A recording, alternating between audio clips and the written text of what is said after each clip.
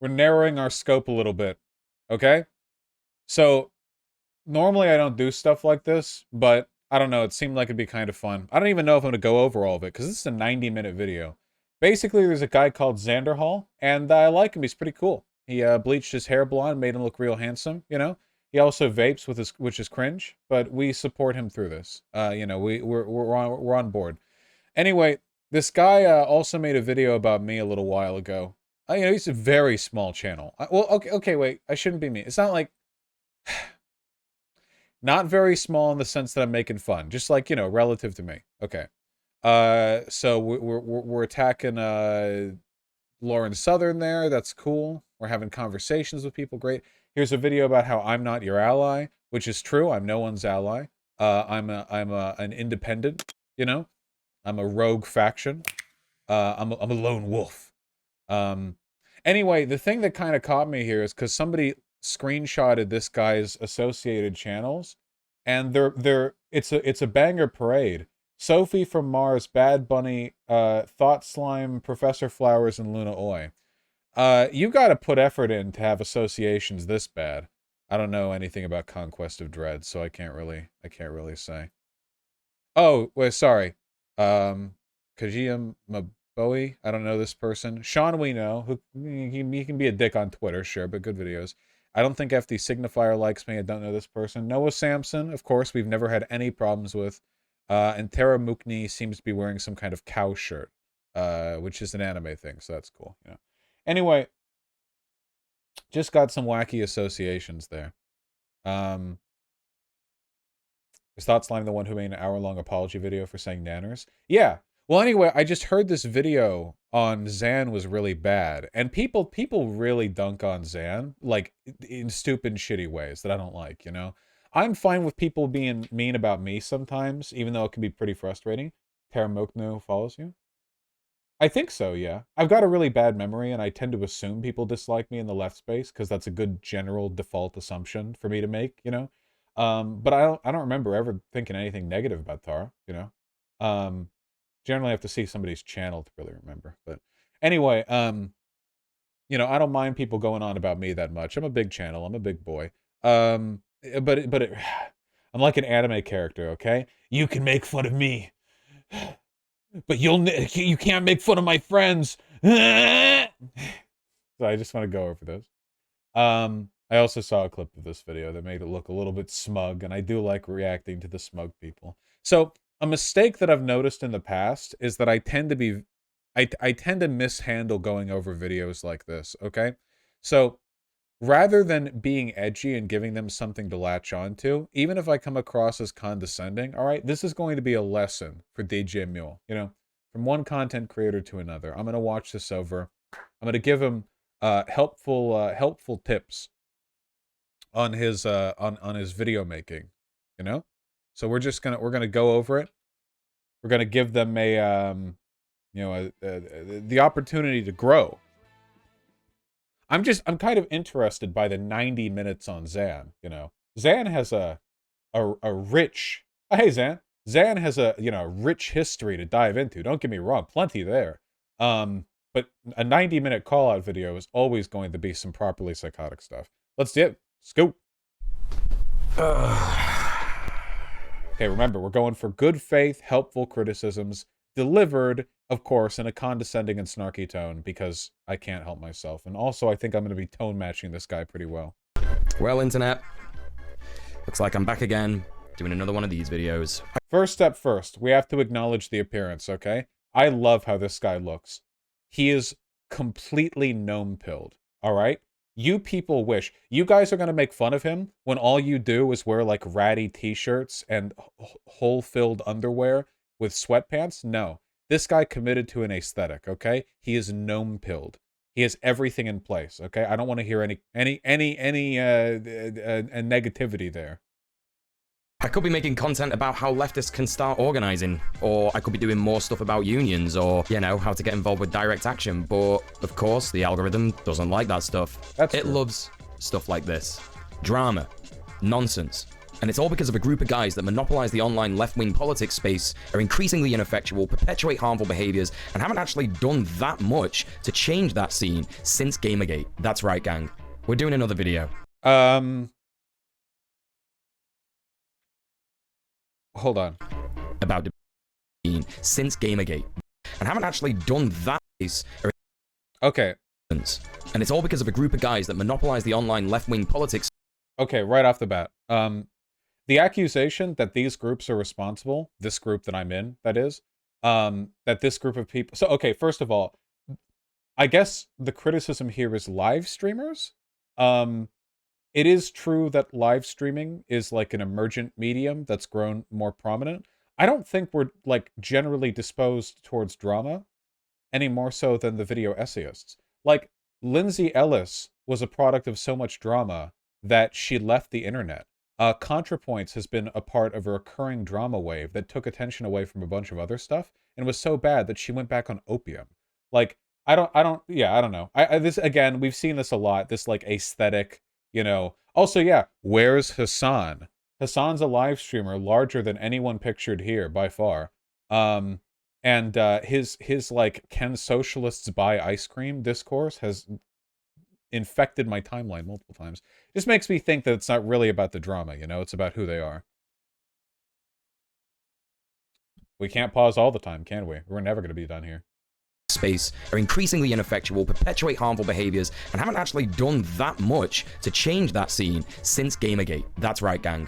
We're doing another video about debate bros. This time, we're talking about Xanderhal and how he is not your ally. Don't believe it.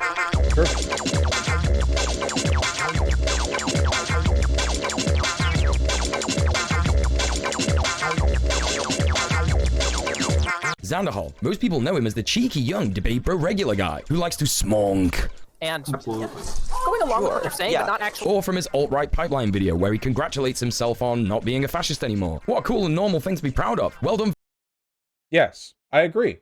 Getting yourself out of a far-right cult is good. For doing the bare minimum, bro. If you're on the left that doesn't really follow the debate. The bare minimum, by the way, is being born into circumstances where you have the correct positions by default and never have to work to achieve them. It takes a lot of work to pull yourself out of a you know, like a far-right sort of mentality.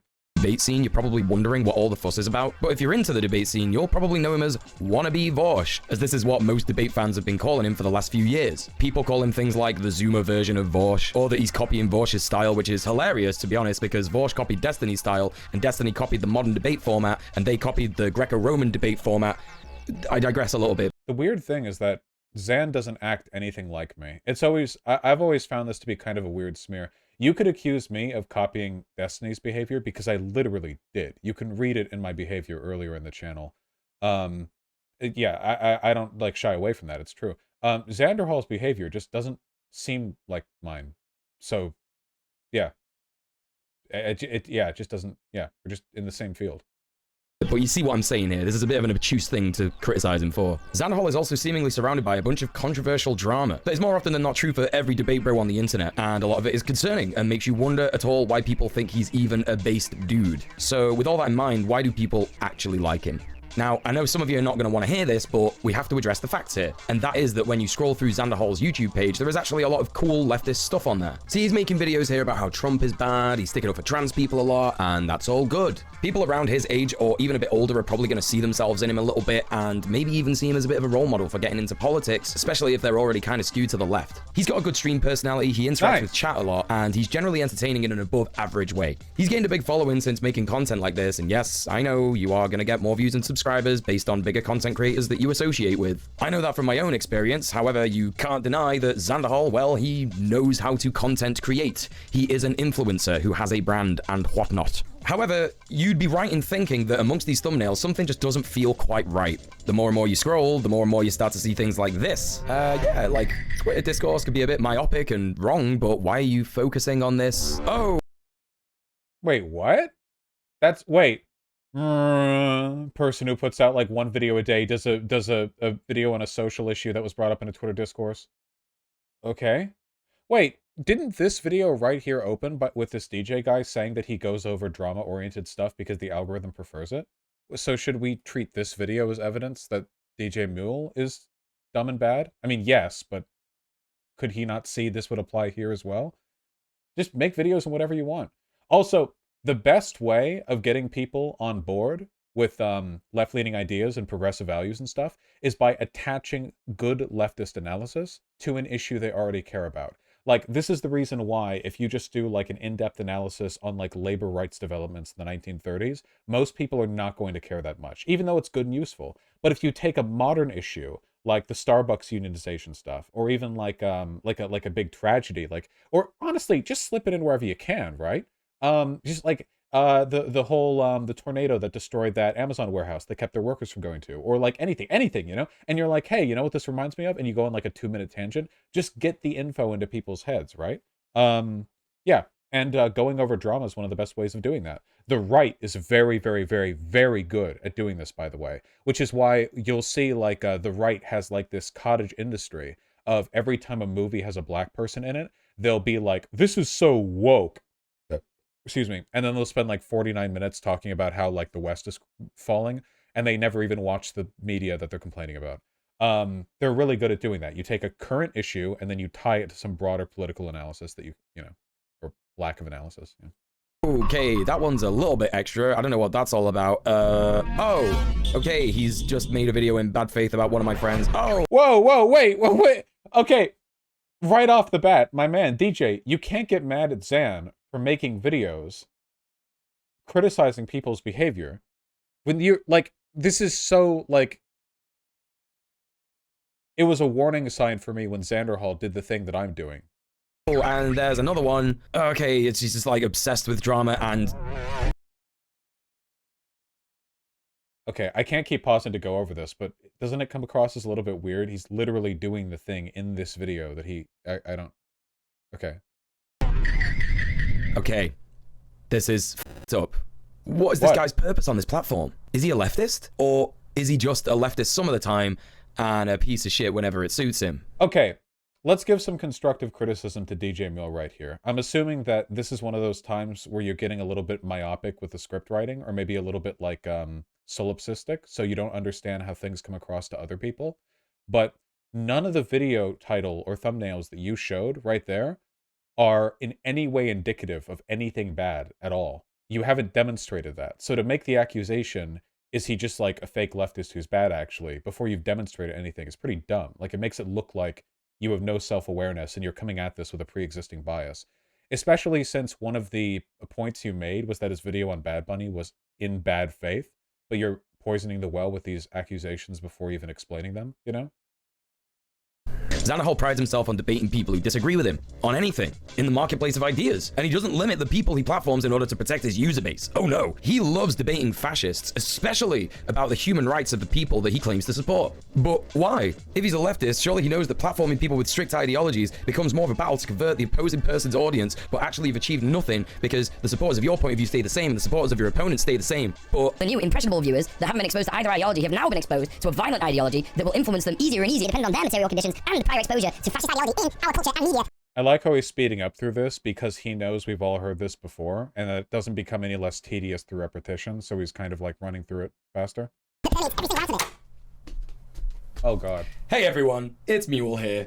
What Mule has forgotten is that there are probably a lot of people watching this video who don't understand why the platforming of bad ideas is bad. Debate bros have been taking up space in the online left for... Oh boy. I'm gonna give him like room to speak on this, and then I'm going to crush his arguments with facts and logic. So I'm just gonna give him, because if I pause every 2 seconds, right, like just... some time now. And a lot of their content focuses on debating fascists or conservatives on whether trans people should exist or whether there is actually a white genocide happening. Their entire modus operandi seems to be that we need to convert people who think differently to us. They're obsessed with this idea, even though it was proven wrong 100 years ago by Vladimir Ilyich Lenin, who said this.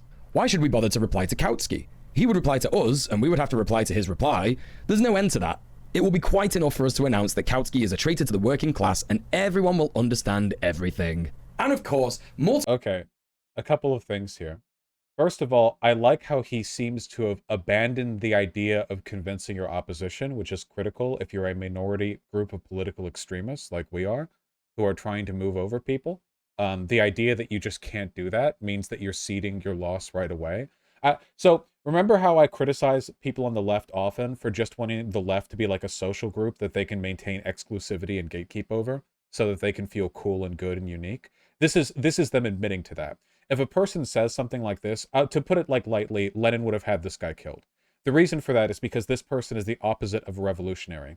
A revolutionary's job is to affect political power through their belief. This person's job is to minimize the spread of their belief and to curtail and cultivate the number of people on your side to a smaller and smaller group of people who are like-minded.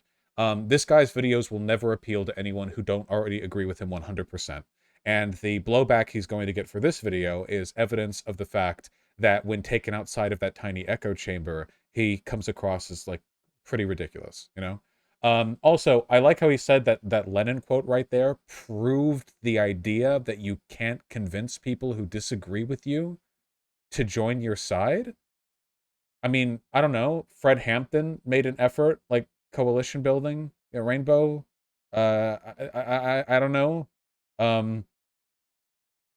So it's like state propaganda from the Soviet Union, like not a thing. Like what? Of course you can convince people who disagree with you. There is nuance to the logistics of platforming fascists. I agree with that. But the idea that you can just never do it ever successfully is just flat wrong. Look at me. Every fascist who has ever debated me has regretted it. That's not a joke. Seriously. Consistently, time and time again. I benefit, and they get at most attention. Do they get people from my audience? No. It simply does not happen. It's just consistently, if you're able to choose your battles wisely and outperform the people you do choose to talk to, then you'll be fine, you know? You have to be competent, but that's obviously the nature of any kind of political disagreement. If you're not competent, then you're going to do worse at stuff. Multiple real instances of people that these nerds have debated who have remained steadfast in their fascist opinions. So there you have it. Now you're briefed on the debate person, the type of leftist who simply thrives on drama and doesn't give one iota of shits as to whether people are actually doing on-the-ground organizing, activism, or doing anything progressive at all. He has not established any of these arguments. Does he have any videos on the ground organizing? I see unions, why they are so important. I'm pretty sure that Xanderhal has talked about how unions are good. Trans people need our... Okay. I see a lot of drama and commentary on internet politics. I don't know. Just, yeah, seems pretty ridiculous. They love leftism as an aesthetic, as it were. Anyway, back to... Very funny coming from him. Wait, how does Xan love leftism as an aesthetic? Xan does not optically appear as a leftist. You just quoted Lenin. What the... Okay, yeah, all right. Mule. Thanks, Mule. So the question remains, does Xanderhal know that platforming fascists goes against everything that leftists stand for? How many fascists... It doesn't. He has not established this point. It's wrong. Even if he had established it, he would still be wrong, but he hasn't even established it. He has failed to demonstrate the incorrect point that he believes in. Has he de-radicalized? Something that's important to point out is that the de-radicalization of fascists is a very real discussion that leftists are going to have at some point, as Nazi views and ideology have the possibility to outlast the potential revolution or global shift towards more radically left-wing politics. What I do know of this kind of action that exists so far is that it's undertaken mainly by charities like Hope Not Hate, who tend to infiltrate telegram groups of fascists like the BNP or the EDL in the UK, who create disorder and sow dissent amongst the rank and file fash and the movements who are losing faith in them due to the fact that they're not really addressing their material conditions and seem to be focused on something that is more of a losing battle. What is certainly not effective is nerds on the internet debating them, especially when those nerds, every now and then, let their mask slip a little bit and repeat the same fascist talking points they've been arguing against. So, ooh, man, it's getting really tough to not just call this guy dumb, because, whew, man, he's, this is like a challenging project for me. All right, so the project of direct engagement with fascist groups to pull them away from those fascist groups is not even remotely comparable to the project of producing media meant to spread leftist ideas. Those are not the same things at all. In one case, you're directly interacting with the people you're trying to de-radicalize. The goal of people like myself and Xanderhal is to produce media that will be viewed by those people, but not to do direct engagement. When I debate somebody who's a fascist, I don't expect I'll change that fascist mind. It's happened once or twice, but that's not really why I'm doing it. I'm doing it because there are undifferentiated people, and even people who lean towards their side, who might watch that media and see my, sterling performance and have their faith shaken in the goals and values and competence of their movement just a little bit. And I have moved over people like that. I hate to pull this one out again, but chat, hypers, if you've been pulled to the left, at least in some part by me, arguing with a conservative. See, it's much easier to pull people over in such a fashion when you're not directly engaging with them, because that's when their egos shut down their behavior and their introspection. They need to be given time to reflect on their values, and it's the easy way of getting them to do so from a distance. No, as you can see here, the debate lord Xanderhal tends to actually just focus on drama, which is annoying because you can see from some of his other videos, he's right about some stuff, which is good. But then, why does he focus on myopic things like people? From now on, I am no longer responding to the allegations that Xanderhal focuses on drama, because A, it is not necessarily a bad thing, and B, this guy does too, and C, he opened his video by explaining why he has to, but I'm sure he has a good reason and Xanderhal doesn't, and D, it's stupid and repetitive, and E, holy shit, how does he not realize what he's doing here? Okay. People on Twitter not agreeing with him. Why does he use words like woke scold and crybully? What do those words even mean? Another thing to be aware of when looking at debate bros is... What do you mean, what do those words even mean? Why would you take issue with those words if you don't have an understanding of what they mean? Clearly you know what they mean, otherwise you would... Okay. Their takes. Sometimes their takes are so bizarre that they make no sense whatsoever. For example, this video where Xanderhal clickbaits you into all hell with the title, My Controversial Take on Platforming Joe Rogan. His hot take is that Joe Rogan is an irresponsible platformer, but shouldn't lose his platform because he's a good interviewer. Now, for a start, Joe Rogan is not a good I haven't seen that video of Zan's, but I don't think we should ever trust this guy's assessment of what a Xanderhal video contains. I'm just as a general rule, because this video is long enough, I'm not going into everything he says. However, 0% chance this guy is going to accurately represent the contents of a video, given he misrepresents the contents of the stuff he feels comfortable showing on screen. Interviewer. He's a stoner that sits there and goes, Hey, you ever seen a chimp pilot a jet on DMT? and if he's irresponsible at platforming people, why then should he keep his platform? I think one of the funniest and most telling things about this video in particular is that Xanderhal is sat there in a shadow. Is he seriously, does he genuinely believe being irresponsible with a platform means you should automatically have it removed? Is that the extent of his analysis of the situation? Is that just like 1-to-1, that's it? There's no broad, okay. God, all right. Okay. Shadow the Hedgehog onesie. You know, Shadow the Hedgehog. Oh God, this is the clip I saw. Video in particular is that Xanderhal is sat there in a Shadow the Hedgehog onesie. You know, Shadow the Hedgehog, the ambivalent, cool, and edgy character from the Sonic the Hedgehog series that doesn't really care about good or evil. He's too cool for that shit. Whilst Xanderhal is sat there being ambivalent and edgy and not really caring about good or evil because he's too cool for that shit. So anyway, why has he said this? What's the point? Joe Rogan had this I'm so sorry, guys. I have no idea what kind of analysis I can derive from that bit of the video right there.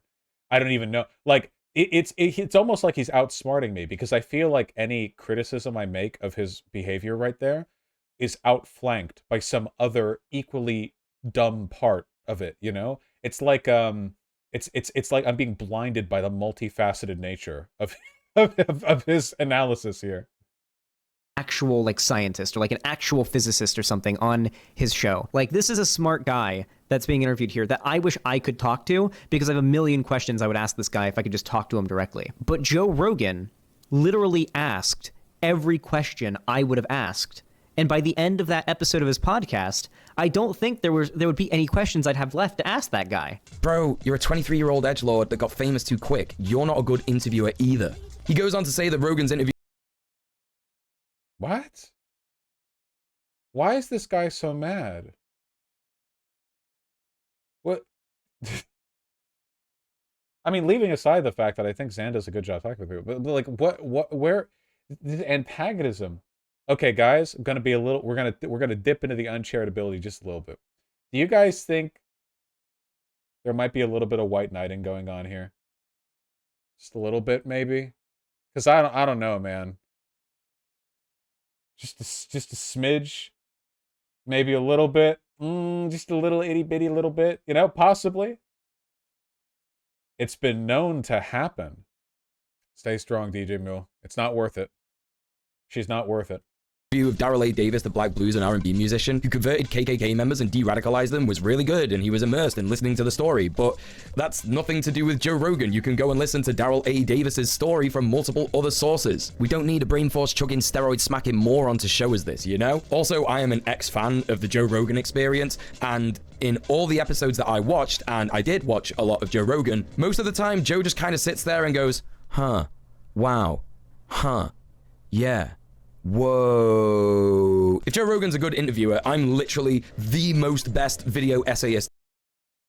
Joe Rogan is an incredible... Wait, everyone here knows that, right? Joe Rogan's mannerisms and behavior may come across as, like, doofy, because they are, but they're well-crafted to produce the environment for, like... There's a reason why he's as popular as he is. His shows are consistently entertaining. However you agree or disagree with him, like the reason he behaves that way is because it facilitates good conversations. It keeps things nice and casual. It brings everything down a level to the sort of monkey brain tier of engagement that he wants to, you know, get about with. Of all time on the internet. And I know I'm not.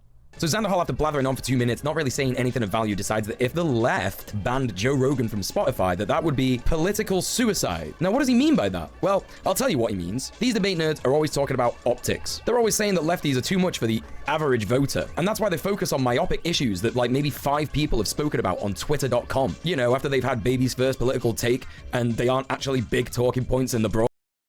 Like the Dream accusations? Wait, what minor issues that no one cares about? I mean, leaving aside the obvious irony here, the drama that he was showing early... What? It's a very strange video. Very structurally strange, DJ. Or the left. You see, what they're trying to do is shame lefties into being more palatable to the center-left powers in electoral... Oh my god, yes. Yes, that is true. I would love to share. I go on twitter.com and I see lefties screeching and shitting into their hands and throwing shit at each other and talking about abolishing bedtimes or whatever, and being completely incapable of interacting with regular human beings. Yes, I absolutely want to shame these people into knowing how to... Yeah. Oh my god. Oh yeah, Deep, I'm sure he's a very talented interview. You know, that's definitely a, you know, so an earned credit for his behavior. Politics. Not once have these nerds considered that most lefties have abandoned electoral politics in favor of direct action and organizing. Because, you know, we're smart. But it always comes back to this optics shit. Like, we should care about what conservatives and fascists think about us. If it's the left... Yes.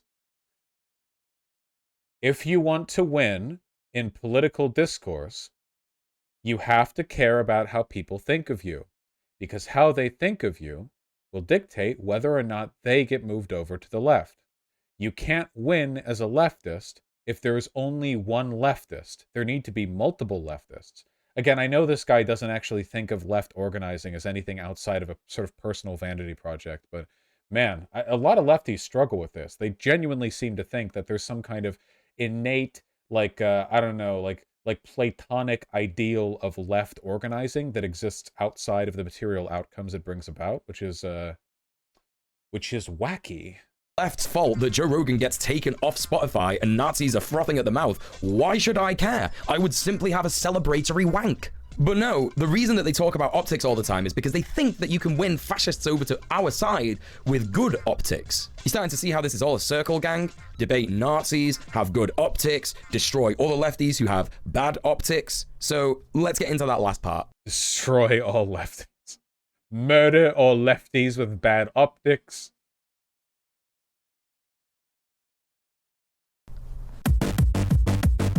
True though. In this video, Xanderhal talks about his editor, Cherrybread TV, who did a tweet about a bunch of online slang used by queer people, specifically trans people. He then goes on to say that the cancellation that they received... Wait, what? used by queer people, talks about his editor, Cherrybread TV, who did a tweet about a bunch of online slang used by queer people, specifically trans people. He then goes on to say that the cancellation that they received for this was outrageous and people lost their minds over it, which he then uses to catapult himself into a rant about how all LGBTQIA plus people online, specifically those that criticize Vaush and other debate bros, are mentally ill and abuse victims. Show the clip. Show the clip. Should be easy to find that clip, shouldn't it? Show the clip. True. But also show the clip. And for some reason need online internet points to feel good about themselves. It's extremely f***ed up and just more evidence that whenever him Show and the any clip. of his debate Ooh, where's the clip? Ooh, where's the clip? No clip? Ooh, sucks to not have a clip in a 90-minute video where you've already shown clips. Where's the clip? He didn't say that at all, did he? I don't think he said that at all. The source is, I made it the f*** up! friends use the term woke scold. What they actually mean is person that is holding me to account. Guess this is my big woke scold moment, eh? Zanny boy. So, huge thing to point out here, claiming that all LGBTQIA plus people are victims of abuse is a huge right-wing conservative talking point, and it's actually the basis for conversion therapy. Conversion therapists tend to point out people's abuse as a reason for them being queer. What? Wait, I have to, hold on, wait. That actually, hold on, a couple of my neurons got whiplash there. Let me just... All LGBT moment really mean is person that is holding me to account. Guess this is my big woke scold moment, eh? Zanny boy. So, huge thing to point out here, claiming that all LGBTQIA plus people are victims of abuse is a huge right-wing conservative talking point, and it's actually the basis for conversion therapy. Conversion therapists tend to point out people's abuse as a reason for them being queer. Not enough attention from daddy? Well, you became gay to get attention from other men. Not enough attention from mum? Well, you became gay to fill the feminine-shaped hole in your life. Not all queer people are victims of abuse. And not all victims of abuse are queer. Show the clip. It's a huge false cause fallacy. You know, correlation is not causation. There's a lot more extremely telling points in this video, so I'm just gonna list all of them off real quick. Reminds me of the video this guy did. I think it was Why Kink Belongs at Pride, and he said that it is okay to have sex with children. Let me spend the next 8 minutes talking about how that's wrong. When he said that, you know, I was taken aback. I can't believe that this guy said, like, what? Show the clip! You can just say anything! You can just say anything! Show the clip! Show the clip! Hey, who else remembers him saying that in that video? You guys, they remember? Raiders remembers? I remember. We all remember. Hey, I remember too. I remember too. Okay, I know I'm like joking right now, but it's the f***ed up thing is this is how shit, like, the thing that frustrates me is that, like, this guy is an abuser because this is like an abuse tactic right here. By making stuff up about people and then, like, just self-assuredly repeating it over and over, you gaslight other people and convince them that they should believe it too. The people who watch this video are not going to go and check to make sure Zan actually said that. They're just going to repeat stuff. This is our jobs. This is our life. We have a lot of social and financial connections to the work we do here. People get dragged down because of these, like, completely, like, nothing rumors, you know? Totally unsubstantiated. I have no respect whatsoever for people who are willing to engage in behavior like this. And by the way, my entire career is defined by people doing this to me, okay? It's only because I got so big and because I'm so, I don't know, thick-skinned that I'm still able to be that I'm able to persist through it, you know? But if I was somebody who had, like, stronger depressive tendencies or a lower, like, self-esteem, I probably would have dropped out of this by now. Or I would have, like, I don't know, fucking jumped in front of, I was trying to make a joke here. So, like, jump in front of a car is not really funny. I would have jumped in front of a tricycle being driven by a toddler at a park, you know? Would have sort of dramatically thrown myself onto the ground as the front wheel bumps me lightly, you know?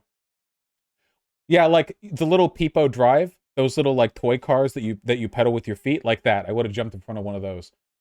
Yeah, people like this, you know, really f people up. It's not good. It's not good. Xanderhal says at the start of this video that his editor is a quote-unquote bit of a memer, and then immediately talks about how the meme they posted is how, quote, the trans community online is toxic and gatekeepy. That's objectively true. I don't know how you could possibly disagree with that. Which is, all in all, true for most communities online. It's just interesting how painting this as exclusively a trans problem is his main aim here. Well, the trans community was what he was dealing with there, so yeah, okay. Like, if this guy said the online white male community is toxic, would you be like, kind of weird he would specify that when lots of communities are like, no, we're talking about that community. It's transphobic. If you're wondering what the problem with that is, it's that it's transphobic. It's not. His editor said to him, apparently, I might get cancelled for this, and his response is basically, who cares, Lamau? In their post regarding their apparent cancellation, his editor references Vaush's post that he used as an explanation of using the tactical N-word. I never should have said this. I should have just... My comment underneath that video should have just been me typing out the N-word and leaving it. I should have just, hey, I said, and then I just typed it out. And then I just turn off all my notifications for a week. And I just spent the rest of the week I don't know, learning how to bake sourdough.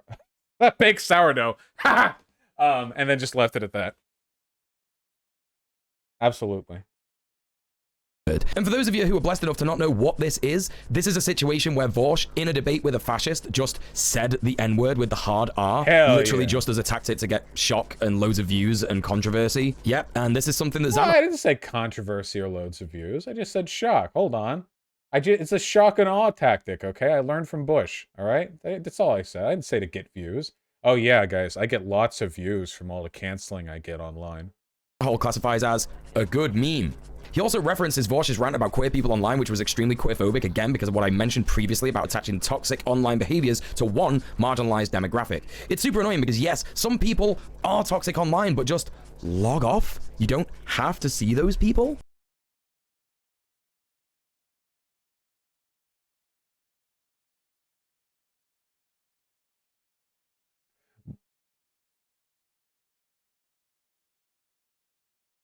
It's genuinely incredible. It's actually incredible. It's like a performance art right here. Actually incredible stuff. The lack of self-awareness is deafening. Phenomenal behavior here. I guess I'm gonna go with the white knight narrative. I think it's true. I believe it in my heart, and I'm gonna go with it. You know, people will travel great journeys for pussy. What was that tweet? Pussy has taken me places I wouldn't go with without a fucking gun. Yeah. This isn't a huge thing to worry about for most people, but you see, the people that Xanderhal's actually talking about here are just people that disagree with him, and he can't have that. Oh no, God forbid. He starts to say that the way to solve this problem is to make sure that there are less transphobic and queerphobic parents out there, kind of trying to reinforce the fact that his de-radicalization is the solution to a lot of problems. Not that, you know, he should reflect on some of the more problematic aspects of his behavior that these so-called woke scolds point out. Now, like what? He hasn't even explained what behavior. He hasn't even said what behavior. Maybe, from a writing perspective, maybe he would have benefited from narrowing the scope of his video a little bit and trying to focus on maybe like a couple of instances. Hey, Shu, man, we're getting a lot of people here to watch this deconstruction.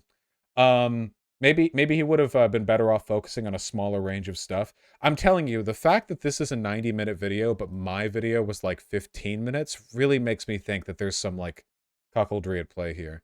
You guys know what I'm talking about here, right? The video kind of opened with him saying, like, Xan dissed my queen. I don't know. It's just kind of weird. But I've also been mean to these people. I don't know. Psychosis at work. Let's just...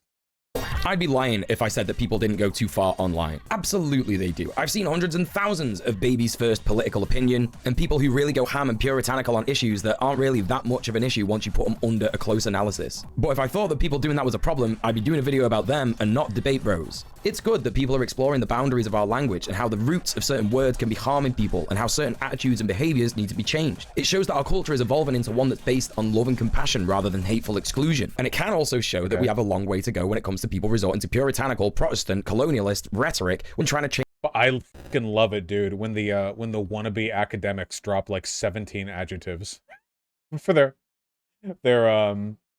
analysis. Change people's minds about things. But that's all by the by. There's one thing that's extra telling in this video. He says that woke scolds need to be de-radicalized in the same way that Nazis do. So what does that tell us about Xanderhal? That he's based in Red Pill?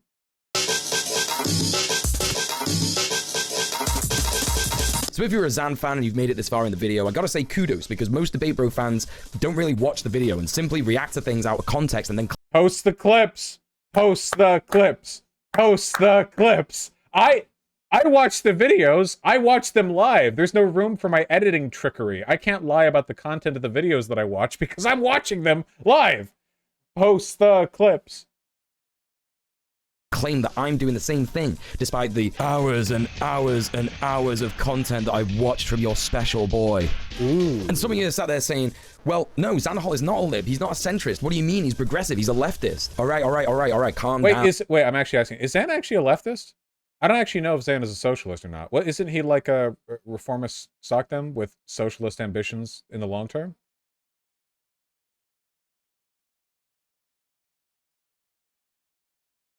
I forgive him. We're gonna get into it. Just grab a nice drink, some snackies, maybe play your favorite Vibby game while you're watching this video, and we're gonna get into it. Scrolling through Xanderhal's YouTube page, you'll notice that there isn't a lot about... It's very just weird condescension here. Is that a like a Zoomer joke, or are we like making fun of the concept of playing video games while listening to stuff? Like why is he putting in the effort to be less likable than he already is? Why add to that, you know? About his actual views when it comes to material conditions or class consciousness. A lot of his left-wing content is based on civil and human rights, which he kind of shits all over when he does his woke school content. So let's go right back to his first video that got a ton of views, how I almost became alt-right. He starts off by saying he never really went into politics and had a fairly progressive mom who taught him why it's wrong to be racist, misogynist, and bigoted in general, and that he was super disappointed in the USA and Americans in general when Trump got elected because even he could see that Trump was a bad guy. He then talks about his radicalization through YouTube content. It's so weird listening to this because it's almost like he's talking about himself when he talks about Chris Raygun, who he describes introduced him to alt-right content. He says that Chris described himself as center-left and did a lot of content about how feminism was obsolete in the USA in 2016. Obviously, Xanderhal doesn't do content like that, but he does do content that attacks people that are too left-wing for him or annoy him personally. A lot of similarities. Holy shit, this is so weird. Yeah, it's like armchair. Okay, wait, Xanderhal, that's an oversimplification, but okay. Well, obviously, the problem is he's trying to condemn you by drawing threads that are tenuous, but even if they weren't tenuous, they wouldn't necessarily be bad. So you see a parallel between yourself and other online creators who have had similar like journeys away from or towards given political, like, okay, right? Fine. With Xan, did you have any like beef with this guy beforehand? Did you like kick sand in this guy's drink at the beach or something, or fuck his wife in front of him? What? I'm like, really, did anything happen? Excuse me.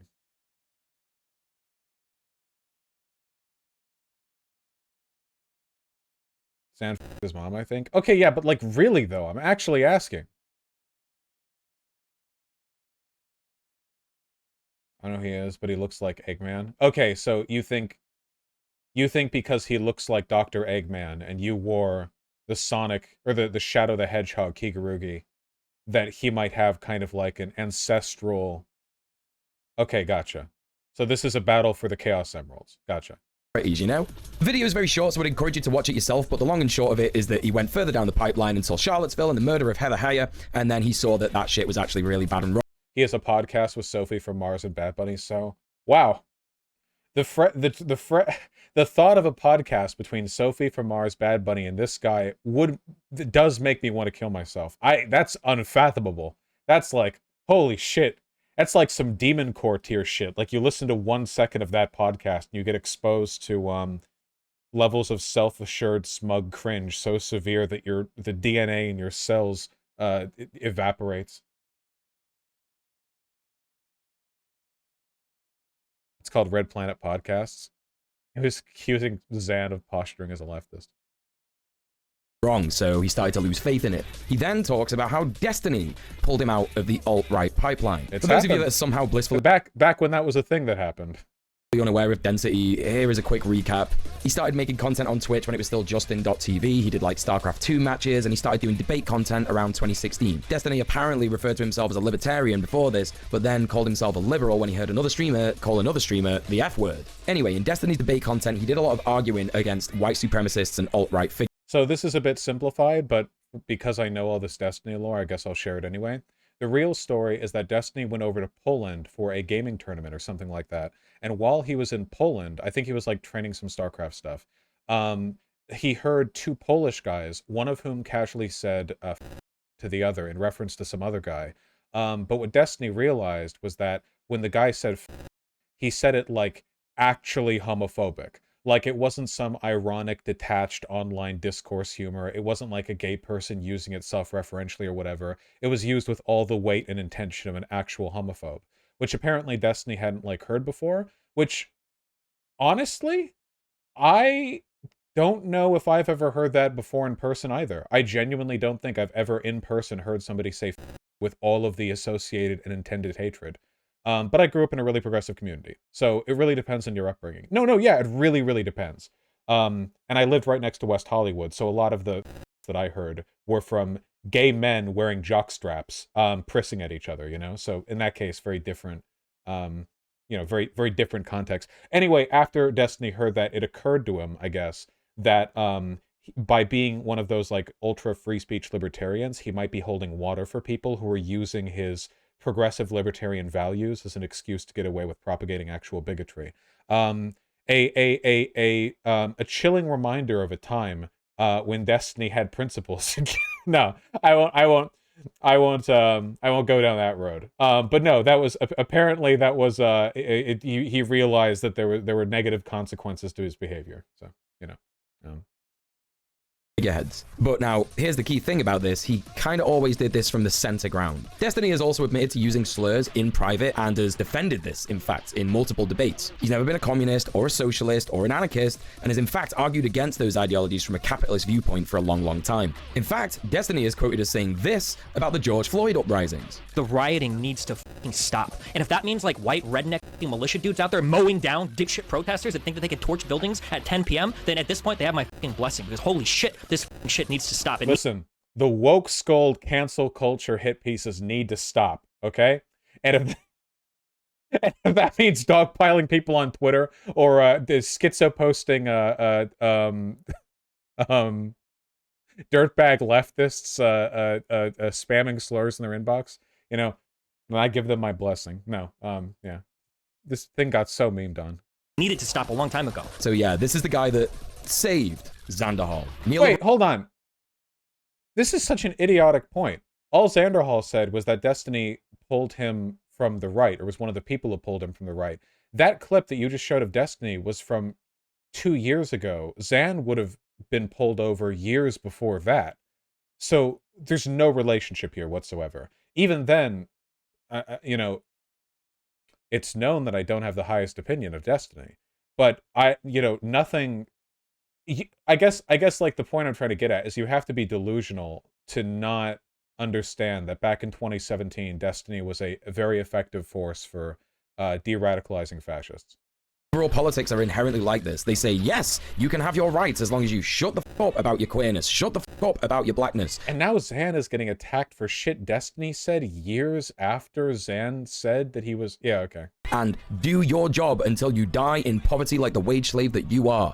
Do not question the machine. You are Where the f is this coming from? This virtue signaling? part of the machine. What's hilarious about this, and the reason that I'm bringing this up, is because this is exactly where Xanderhal sits nowadays. Albeit slightly to the left of Destiny, he does argue in support of trans rights and Black Lives Matter. In a follow-up to this video in the much longer How I Fell Down the Alt-Right Pipeline and Escaped, he immediately starts by saying, I also wasn't even a leftist when I made those videos. I was still identifying as what I now know to be a neoliberal. and then claims to have become more progressive, but only really says that he's a leftist and doesn't really go on much from there. He does say that apparently he was planning to read The Conquest of Bread live on stream, but I can't find that on his channel anywhere. So it's likely that he read a bit of it, thought it was going to be too boring and sacked the idea off, which is actually fair enough because I think that reading theory on a live stream is extremely boring content and I definitely would not be down for that. But it does kind of show that he's not really interested in that stuff, and the vast majority.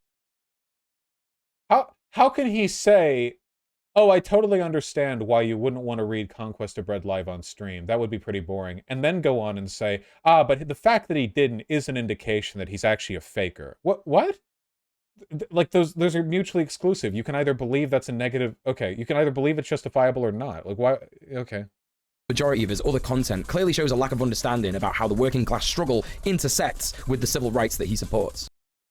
Post the clips! He hasn't posted any clips. The last thing that he criticized Xan for was a clip from Destiny. Well, you can't...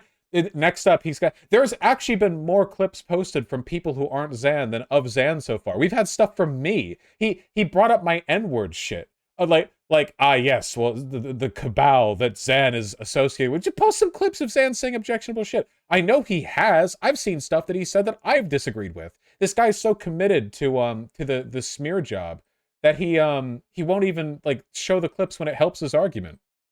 What's also interesting to point out is that while Xanderhal says that Destiny saved him from the alt-right pipeline, Xanderhal doesn't appear to have actually ever been debated on his alt-right views. He simply saw an example of right-wing views being torn to shreds in the form of Destiny debating a white supremacist. The major difference between this and i.e. an example of the benefit of the platform and a refutation of your earlier argument.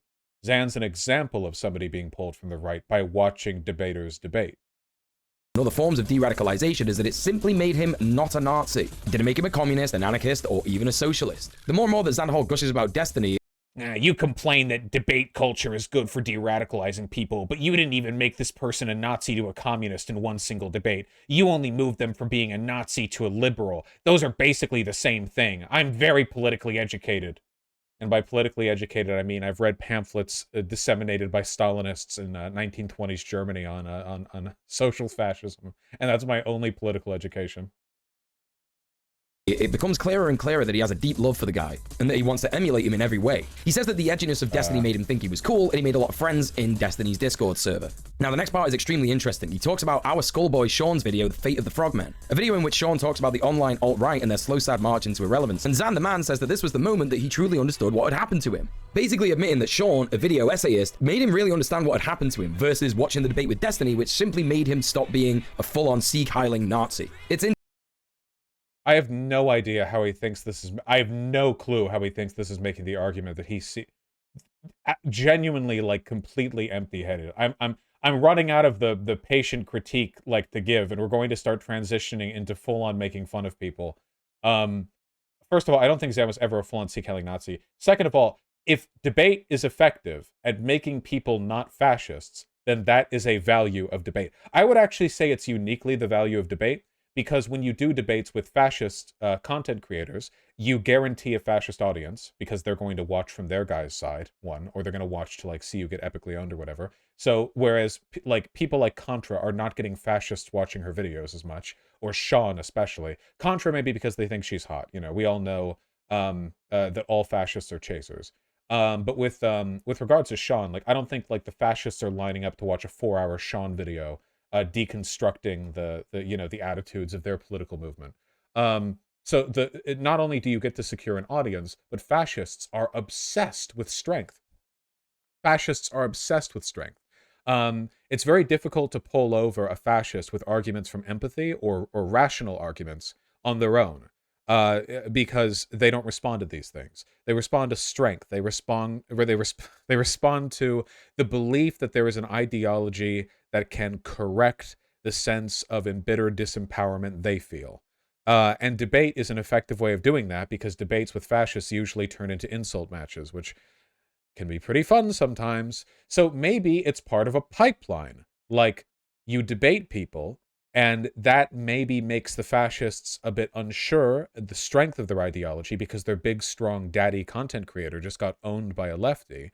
And then they're a little more curious about left-leaning ideology, or at least willing to hear it out, and then they maybe chance into a Sean or Contra video, and they get pulled over even farther.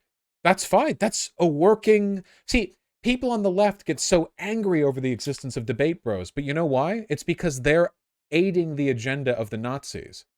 When these lefty woke-skulled screechy types are pissing about, complaining about the concept of diversity of tactics, you know, they do not care whether or not people on the right or the center move over to the left, because they don't want them. That's why for them, the idea of a person formerly being a far-right person moving over is contemptuous. They make fun of it. They think it's an insult. Oh, wow, you used to believe in bad things, but through strength of will and character, you overcame that, got yourself out of something that is effectively an online cult, and moved into other positions, challenged your worldviews, and arrived at being a better person? Oh, wow. Haha, you used to have bad ideas. They don't care.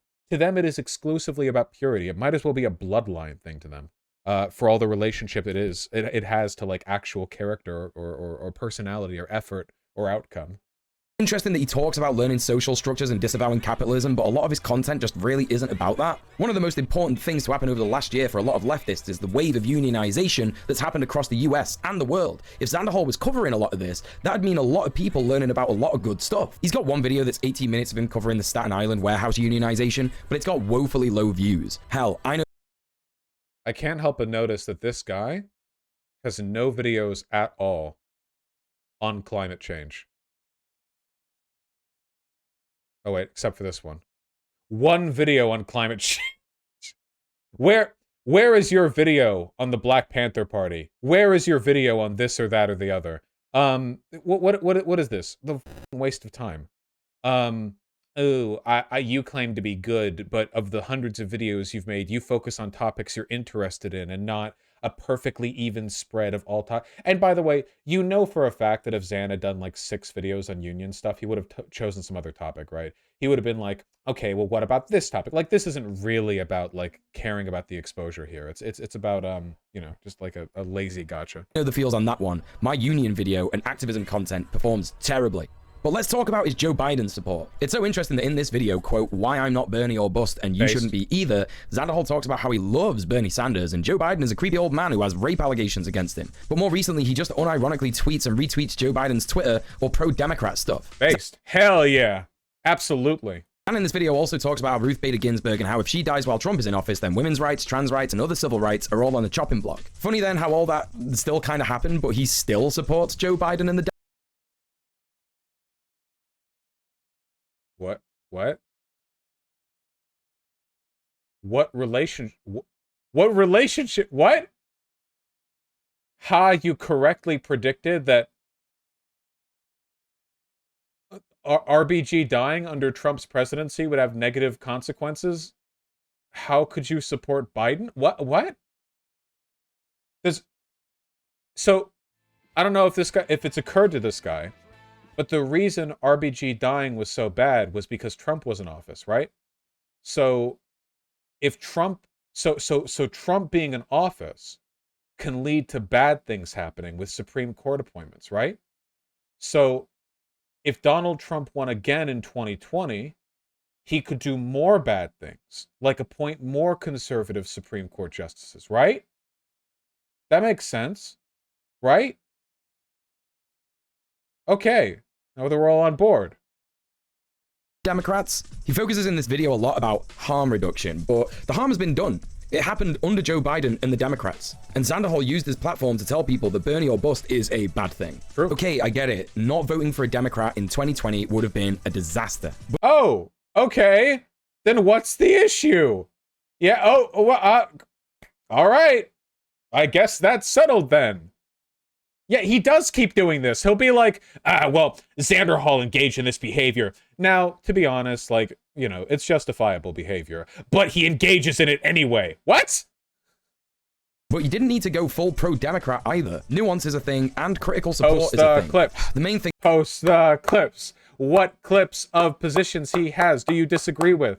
What has he said or done that you disagree with? Stop with this vague f***ing gesturing, dude. to take away from Xanderhal in this video is this. Revolution isn't happening in the foreseeable future. All we can do at this current moment I'm sorry. Empirical reality is liberal now. Sorry, guys. is work within our current electoral system. Anybody who's still Bernie or bust at this point, there's no changing their minds. F them, okay? They don't give a shit about minorities or anybody in this country who's like. Totally true. True. True. Yeah, 100%. Yeah. Literally. Like, Donald Trump, like, look at this. He lost the election Jan 6. He's over here Sieg Heiling to the crowds in Philadelphia or whatever. Anyone who thinks that, maybe we got Trump as president, but at least we kept our moral integrity secure when we put in the ballot for Bernie, like the write-in or whatever. Like, you. No. Life is on the line in this election. This is such a reductive take, and again, has been proven wrong. Then prove it wrong. Give me an argument. By the fact that said minorities have suffered under Biden, as we previously discussed. So the question here, Well, maybe they would have suffered worse under Trump. It's actually like soup brain stuff with these guys. Like, I understand that it's kind of politically cultivated, but it's genuinely remarkable how unintelligent you have to be to make this argument. They would have suffered under Bernie. Bernie wouldn't have snapped his fingers and immediately fixed all socioeconomic inequality. They would have suffered under anyone because being a minority in America entails suffering. That is part of the deal of being a minority. It is unfortunate. But Trump would have made it worse. That is how that works, yes. Here is this. If Xanderhal loves Bernie so much, why is he so willing to claim that the majority of people who support Bernie don't care about marginalized people's rights?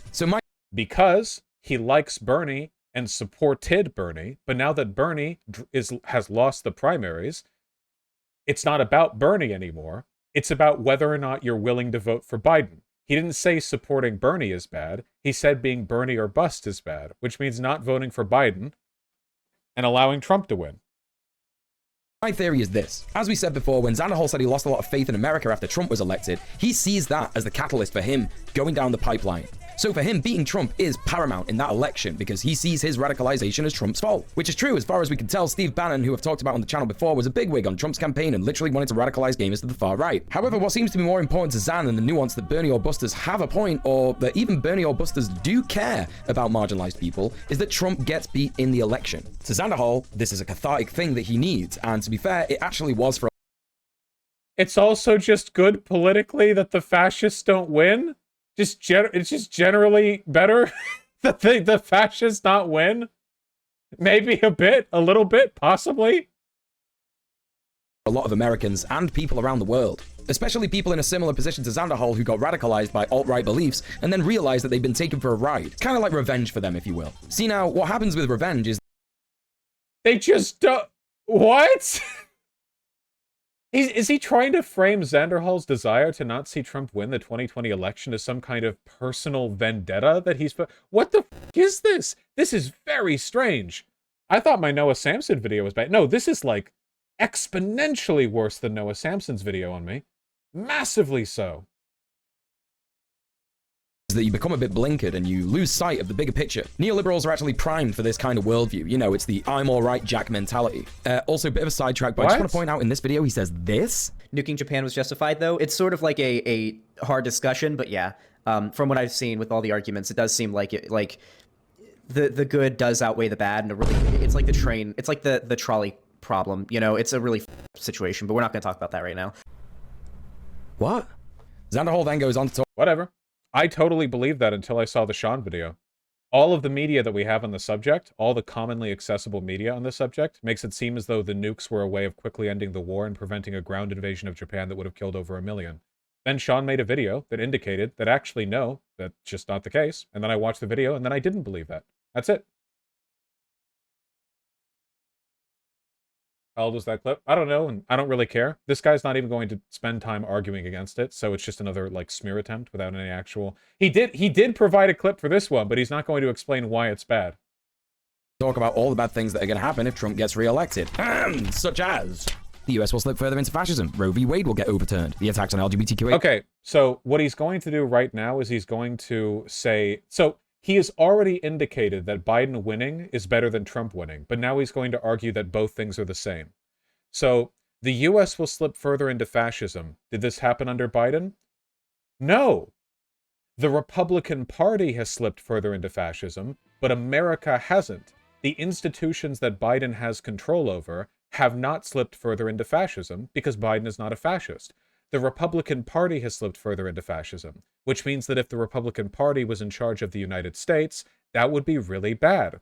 Roe v. Wade was overturned? Yes, because that's a Supreme Court decision that was cemented as soon as Trump got to appoint 3 people during his term after winning in 2016. Attacks on LGBTQIA plus people, love the alphabet soup there, very woke, will increase and continue. Now, who's doing that? Who's doing the increased attacks, folks? Is it Democrats or Republicans? Republicans? Oh, then maybe handing them the federal government would have been worse. plus people will increase and continue. He also focuses on COVID-19, saying that it will continue to ravage the US unchecked. COVID-19 I don't really have any strong prescriptions on because at this point it seems like everyone's basically given up on it. Let's take a look at what happened under Biden. The US has slipped further into fascism. Roe v. Wade has been over... Genuine question, by the way. No, actually, I'm going to phrase this as more of an attack. The reason why this guy is white knighting and made this pathetic wretch of a video in an effort to appeal to the female co-host he has a crush on, is because he's just naturally insufferable. My man, if you drop these mannerisms... And under Biden. That right there, okay? You're not a DM. You're not about to read out loud a letter that Sir Pippingham has written the party to thank them for clearing the kobolds off of his carrot farm. All right?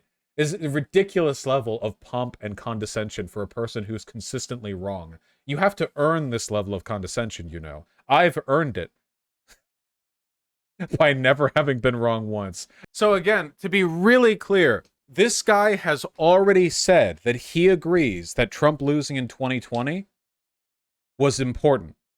So the criticisms that he's making right now make literally no sense. There is absolutely no rational justification for these arguments, apart from him being brain damaged and him assuming his audience is also brain damaged and thinking he can just kind of get away with it, or maybe he forgot how he ordered the script, or maybe he forgot what he put in the script. It sure was a long script, so I can't really blame him for that. Yeah. The US has slipped further into fascism. Roe v. Wade has been overturned. Attacks on LGBTQIA+ people have increased and continued. COVID-19 is still ravaging the US unchecked. What's really interesting about Xanderhal and his... Yeah, it's crazy. It's I guess Biden and Trump are the same because of all the things the Republican Party has been doing while Biden has won. ilk is that they are obsessed with electoral politics and seem to see it as the be-all and end-all despite identifying themselves as leftists and in some cases anarchists. From a more critical point of view in which you can easily observe and analyze electoral politics to be milquetoast and achieving anything good at best, we understand that the most important thing to do, especially nowadays, is to organize, create instances of direct... Remember that this guy claimed that Xanderhal was the one obsessed with the aesthetics of leftism.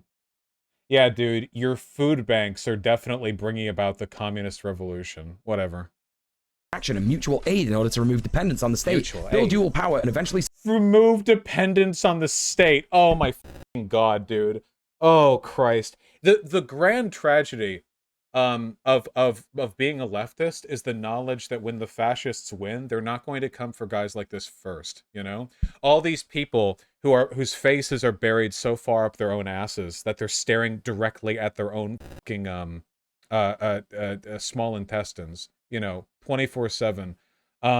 They subsist entirely off an air supply of their own farts. And like, yeah, we'll simply remove dependence on the state from food banks and build dual power. Who cares if Trump wins or doesn't win? Electoralism was never going to secure us the revolution anyway. They're going to the camps the same time the rest of us are. That's the real tragedy.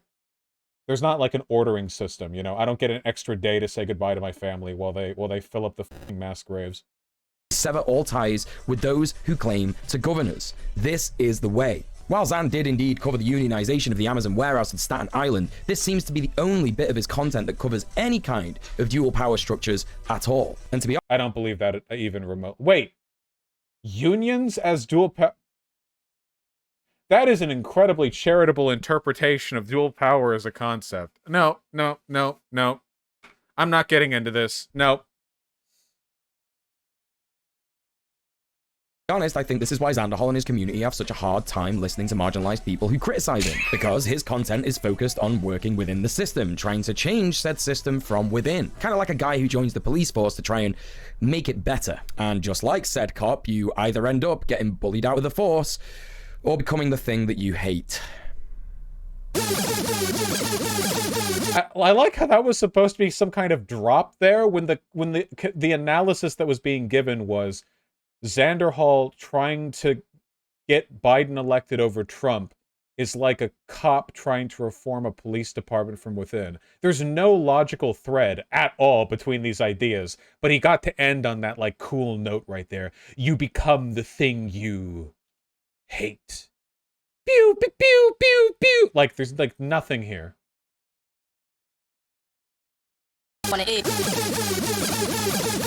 So, I want to preface this segment with this. I'm going to be talking about one of my best friends, Sophie from Mars. She is one of my favorite people. She's one of my co-hosts on Red Planet. She makes me laugh. She has helped me build my channel. We found it, lads. We found it, lads. We're in. If he's gonna armchair psychoanalyze Zan, we are sure as shit gonna do the same to him, because he's leaving a lot more on the table than Zan does. Whew boy. Alright.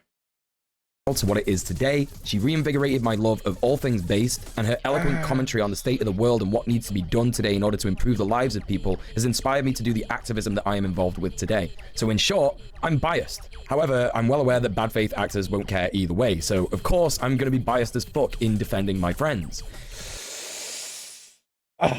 Oh guys, it's love. Didn't Sophie from Mars falsely accuse Zan of being a sex cult pedophile? Oh, these people are monsters. Yeah, it goes beyond them being cringe. All the people associated here are habitual liars and abusers who twist information to suit their own needs whenever possible. They're monstrously unethical. They've got twisted black cores instead of hearts. 100%. But we're not going to let that stop us from making some funny jokes here, okay? Fuck you. It's rad and cool and good, actually, to be biased and defend your friends. Also, I think the main thing to point out, in case you didn't figure it out already, is that I'm extremely biased against debate bros anyway. So if your main criticism... Yeah, we noticed. We know. In your takedown video of a person, it's generally bad form to indicate that you are biased in favor of the people you're defending and against the people you're attacking. It might contribute to the impression that you're, a bit biased. Of this video is that I'm biased, then, well, duh. It's actually cool to be biased against things that are bad. Also, it's one letter away from Based. Xanderhal made a... Okay, but if the thing is actually bad, you should be able to explain why it's bad without bias influencing. We're not talking about bias as in you like or dislike the thing. You're referring to bias as in partiality. As it, no. Video earlier this year in May. It's called Lefty YouTuber Sophie from Mars is a lying Virgin, never criticize your friend's Eggman chat. Shut the fuck up, Vaush. True. You should be able to tell your friends to shut the fuck up. It's a sign of a healthy relationship. All right, what do we got? joke. Now, I don't know why he didn't put any spaces in Sophie's name there. Just a bit weird, but let's move on. Now, the first thing I want to draw your attention to is how many views this video got. It's over 30,000, and his videos where he talks about unions is at a measly 4K. And I want you to remember he opened this video by admitting that going over internet drama brought in more views than going over other topics. He opened with an acknowledgement that this video was in part okay. This before we get into this segment. Every piece of content that Xanderhal makes where he is attacking a marginalized person, be it a woman, a trans person, a black person, gets so many more views. Drama gets views. Do you think this Why Kink Belong at Pride thing involves any attacks on me? Just out of curiosity. I know that a lot of people got upset with me over that one. How is Thought Slime marginalized? Because he's retarded. Wait, really though? What? Wait, is it because it's ableism? What? What? What? Wait, but actually though, okay. Than any of his other. Because Thought Slime is NB. Was Thought Slime NB at the time? I don't really know. It doesn't really matter to me. None of these attacks are being made because any of these people are marginalized. I notice my face pops up here a lot. Because the marginalized keep attacking me. Maybe I'm the marginalized one. Content. His followers love drama. Now, this video sucks for many reasons, but let's just have a look at the comments Mildred, before we watch the video. And there's a reason that I'm doing this, and I'll tell you in a bit. Jesus fucking Christ, the aggression in her tweet. I don't see how people cannot see through such relentless, extreme language. It's a red flag, and I think there's a word for it, but I can't think of it. Oh well. She couldn't just casually hate Vaush. It needs to be a great danger for everyone. Literally worst person ever. Which is wild, coming from someone who made video on Proud Boys. Okay, this one's funny as fuck to begin with, implying that there is aggression in a tweet. The reply is also extra funny because it's... What is this? Wait, what is this even in reference to? What comments under what video? Whose video? What? 90-minute video? You couldn't slip in a little bit of context? What is this about? What are we talking about? Like, oh, you know, she's calling out someone who made video on Proud Boys. We don't even know the context of the video. It could be a video, like, saying that the Proud Boys are good. It feels a bit disheartening to think of... Wait, what are we going over? Is he only going over the comments of Zan's video on Sophie from Mars? Wait, seriously? This is a 90-minute video, and you have a problem with Zan's video on your wannabe girlfriend? So you're just gonna go over the comments? My dude, this isn't a live stream. You can't...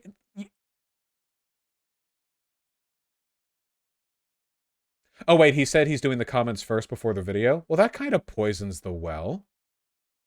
what little chance people give you. But please remember that you're so important and significant that they already have an opinion on you, while at the same time, they're not even known really outside their circle. Okay, this is super cringe. Calling Xanderhal important and significant and then to imply that Sophie's a nobody? Can you not understand numbers? Like, can you not see the difference here? This is extremely cringe. You're going over the comments beforehand so that you can jack off the relative sub counts? What? Okay. Are you not aware of the fact that my queen actually has a higher sub count? What do you... I genuinely don't understand some of this stuff. I imagine Sophie's motivated reasoning is plain to see for most people who are being even slightly critical. So these... Holy shit, I'm actually skipping through this. I didn't want to skip through anything, but like, dude, you're just reading... we haven't seen a video. We don't know what this is in reference to. We have no context on the contents. Is he done? Is he going to show the video? actually happened. Now, I have to bring this up because this is something that's mentioned in this tweet. So, the sex cult tweet! I was actually going to include the sex cult drama in this video. But what? The main victim who spoke out against this has categorically said that she does not want people making content about what happened to her anymore. And so in situations like this, it's incredibly... Okay. For those of you who don't know, a bunch of the worst people on left Twitter got together and decided that they would call Xanderhal a sex cultist because there was a Discord server with some hot bitches that he flirted with, and I guess one of them had a falling out and left, and they treated this like a sex cult, you know? That's literally the story. Like, Xanderhal was like flirting up some chicks. Some of them were his fans, I guess. And then like one of them left. I don't think anything like explicitly bad happened. It was one of them fell out due to Star Wars. Not even fans? Not even fans? Okay. All right, Jesus Christ. These fucking people make me paranoid with the online dating. This is the reason why I don't f my fans and I don't f people who do content creation. You know why? Because if I ever did, all it would take is one of them to lie and be like, sex with Vaush was bad and also it was kind of dumb. And that would like define, like people would latch onto that, define my entire internet career. Holy shit. That's why I only f people who don't know my online career, and I do so in states with one-party recording laws so that I can record them saying it was good afterwards, and then I've compiled that so that if anyone ever slanders me, I can give them the unedited 73-minute mixtape of people complimenting me. It's the only way. It's the only way to survive in this environment, okay? It's the only way. Xan made the classic mistake here of interacting with people online without 17 layers of fucking... No, I can't even say that because, like, he wasn't even caught. He wasn't even accused of doing anything. It was literally just him flirting with people. This is so it's nothing. Important to center the victim's voice, so I will not be talking about this stuff. Right. However, with all that in mind and my actual knowledge of what happened, it is a extremely relevant thing for people to... The post-cum Vaush praise tape. Yeah, I turned the microphone on, you know, like surreptitiously, they can't see it. And, you know, we're both like, I'm like, hey, so was it good? And she's like, yeah, it was pretty good. Okay, could you rate it 1 to 10, please? What? Could you rate it 1 to 10, please, on how good it was? Well, I guess it was like an 8. Really? You're saying it wasn't at least a 9? Bring up about Xanderhal. So apparently just for believing victims, Sophie here is being labeled as a bad faith actor who is spreading lies about the community. Hey, that's really my interesting here that this is about... So it was Vaush fans who had what the trans suspended? Oh, I remember this. This person's mentally ill. I love getting to say that and actually knowing it's the case. 100% confirmed. This person basically one day frustratedly started like, I think they replied to me in a tweet and started shit-talking me. And my fans were like, hey, what the f is up? Because they were shit-talking me in a very dedicated, very like in their mind, they were an anime protagonist on a cliffside shouting down like the evil emperor atop like his war beast or something. I mean, like it, like very, very taking it seriously, very engaged, very not well. People in my community, people in my community like talk with them. They made a big tweet where they were like, hey, seriously, so trans people, what do you like about Vaush so much? And literally hundreds of my fans responded saying how much they liked me. And then they deleted that tweet and ignored all of it. They were like, I just want to listen. And then they didn't listen to any of it and argued with a bunch of my fans over how I'm actually bad. And eventually their thing got suspended because they got reported over something. And then people tried to frame it like I did something. And I hadn't even mentioned this person on stream yet. That's fucking... No, it's crazy shit, dude. Remember, all people who dislike me are mentally ill. This is a fact. About What the Trans, a trans community support network that does a lot of exposés on gender criticals and TERFs. The tweet in question here is when What the Trans asked trans... Oh yeah, literally, look. On May 27th, What the Trans asked, please don't make me regret this. Trans people only like Vaush. What has he done for you? Not asking to imply anything. I'd like to know. I'm not going to reply with anything. I honestly don't get it. Help. This was a lie. It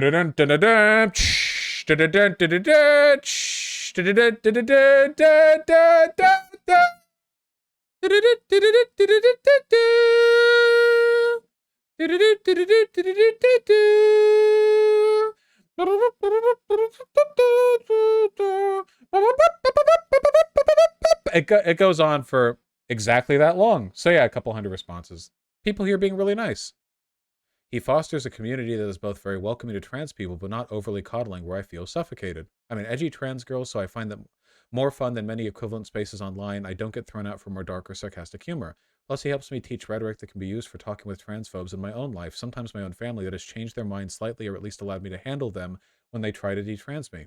He doesn't do condescending hugbox thing. He gives good, steadfast arguments in support of trans rights. He doesn't show toxic positivity or real, but definitely sarcastic and edgy misogyny. While some claim he's a chaser, I've never seen it. He's done a lot of good work. Pushing right-leaning people left and seems to generally give a shit about his views. A lot of clout games. This goes on. When I was closeted and fairly doomer about transition, his video on trans women made me feel confident in my identity, and his Discord queer chat was incredibly kind and friendly. I've watched him debate TERFs and completely dismantle their logic and video from trans people. His Discord, the first online community that I've been part of, accepting me as non-binary, made me blah, blah, blah, blah. I love you guys. I hope you all know that, okay?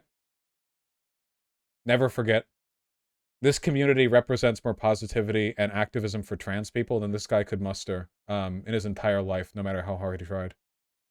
Trans people who support Vaush, why they support him when he's been so transphobic in the past. It didn't make sense. What the Trans then talks about is how it was absolutely Vaush fans that Dogpile reported this tweet to get the account suspended. As I said, this is an account that helps trans people a lot. What the Trans even mentions that... What? This is an older tweet of his, apparently. Me, yay, this is from March. Let's go, Keffels. Also me, I follow Destiny, so I caught block Twitch in a nutshell. That's who you get for supporting Gusanos. Ah! He's doing the, like, the anti-Destiny lefty hate thing. What does that mean? There's like a community of embittered leftists who hate Destiny because he's intellectually cucked them several times, either directly or by proxy, who call him a Gusano because it makes them feel edgy and because deep down they're reactionary and they want to express it, but they have to do it through means lefties will be tolerant of. Gender criticals and TERFs normally don't bother mass reporting trans activist accounts. They tend to focus on popular cis allies or popular trans people themselves. I want to draw your attention back to this comment on the video. The aggressive tone being described here is not... Shit! Where's the video? Oh my god, please, just... What Sophie has said here. Have you done the research? Have you done the polling? Of course you have. You done the polling? Have you? Haven't, because you are the terminally online individual who simply uses queer people for content and doesn't support us in any actual tangible way. True. Move on. The fucking T. Check out what he says here at the end of him reading the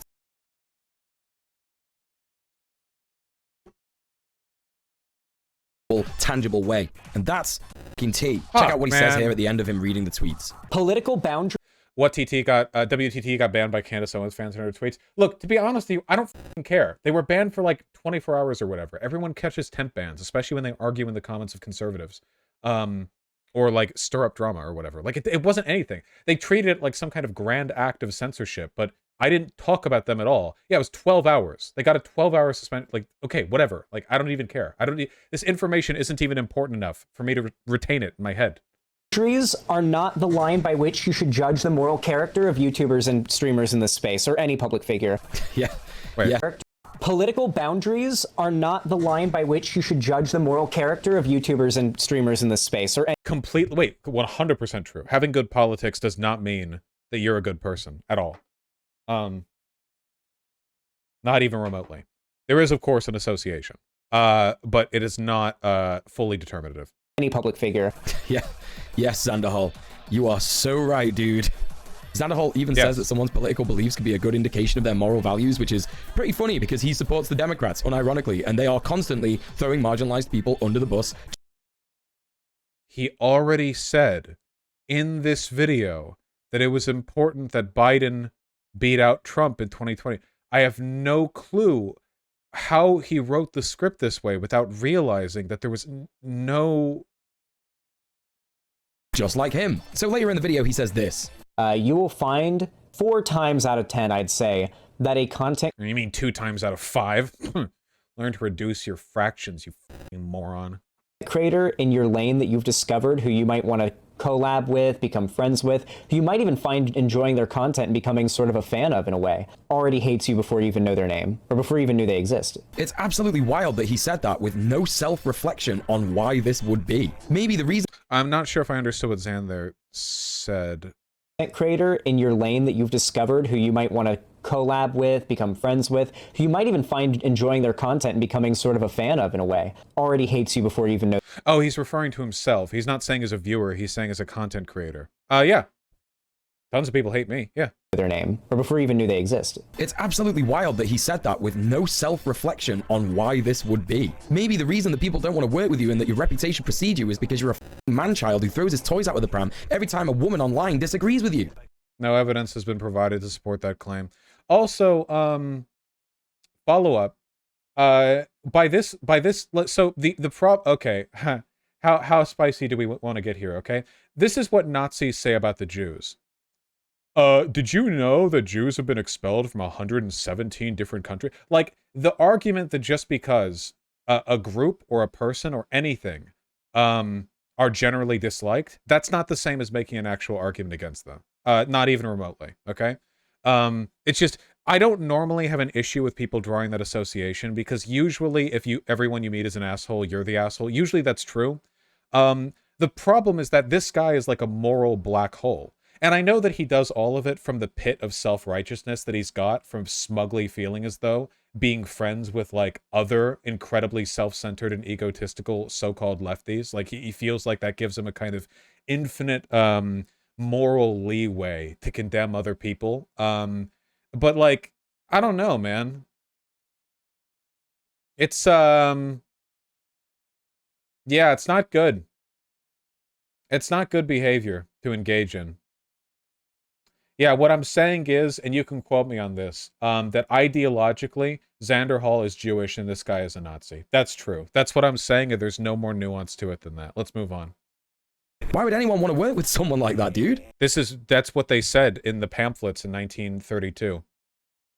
The minister of propaganda would go on the radio and they would say, every time a woman online disagrees with you. Why would anyone want to work with someone like that, dude? One of the main things to take away from this 13-minute video is that he talks about why Sophie is bad for a grand total of 2 minutes and a couple of seconds, give or take. In those 2 minutes, it's mainly hyperbole and ad hominem attacks. He doesn't deep dive into any of Sophie's content or any of her tweets. He just rambles about how she's a show clips from Xanderhal. This is a 90-minute video and all you've done is show tweets and not show clips. Terrible person. Xanderhal also uses a sanist term here in the beginning of his video. The word in itself is widely regarded as a word that should never be used in any context. What? It's the shortening of schizophrenic. Oh my fucking god, these fucking pussies, dude. Yeah, you're definitely going to build a working class coalition. Xanderhal employed a word that is widely regarded to be ableist. It is, of course, a shortening of the word banana. Point of Satanism, Xanderhal seems to really focus on the fact that anyone who disagrees with him has mental issues. Now, as an ADHD, OCD, and anxiety-having boy and big...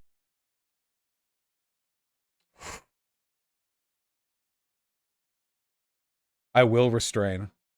advocate for mental health awareness, what I like to try and remind people as often as I can is that pretty much everybody has mental health issues. It's kind of part and parcel of living under capitalism. So God.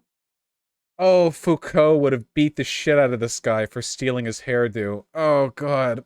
this scapegoat is kind of one that you could use for just about anybody if you do like a minute or two of digging into their content or social media posts. Also, this big thing where he implies that people with mental issues need validation from the internet, from fake internet points, is a huge sweeping statement that misses a lot of important things to remember. Namely that not everybody with bad mental health issues is actually on the internet. This paints a pretty bad...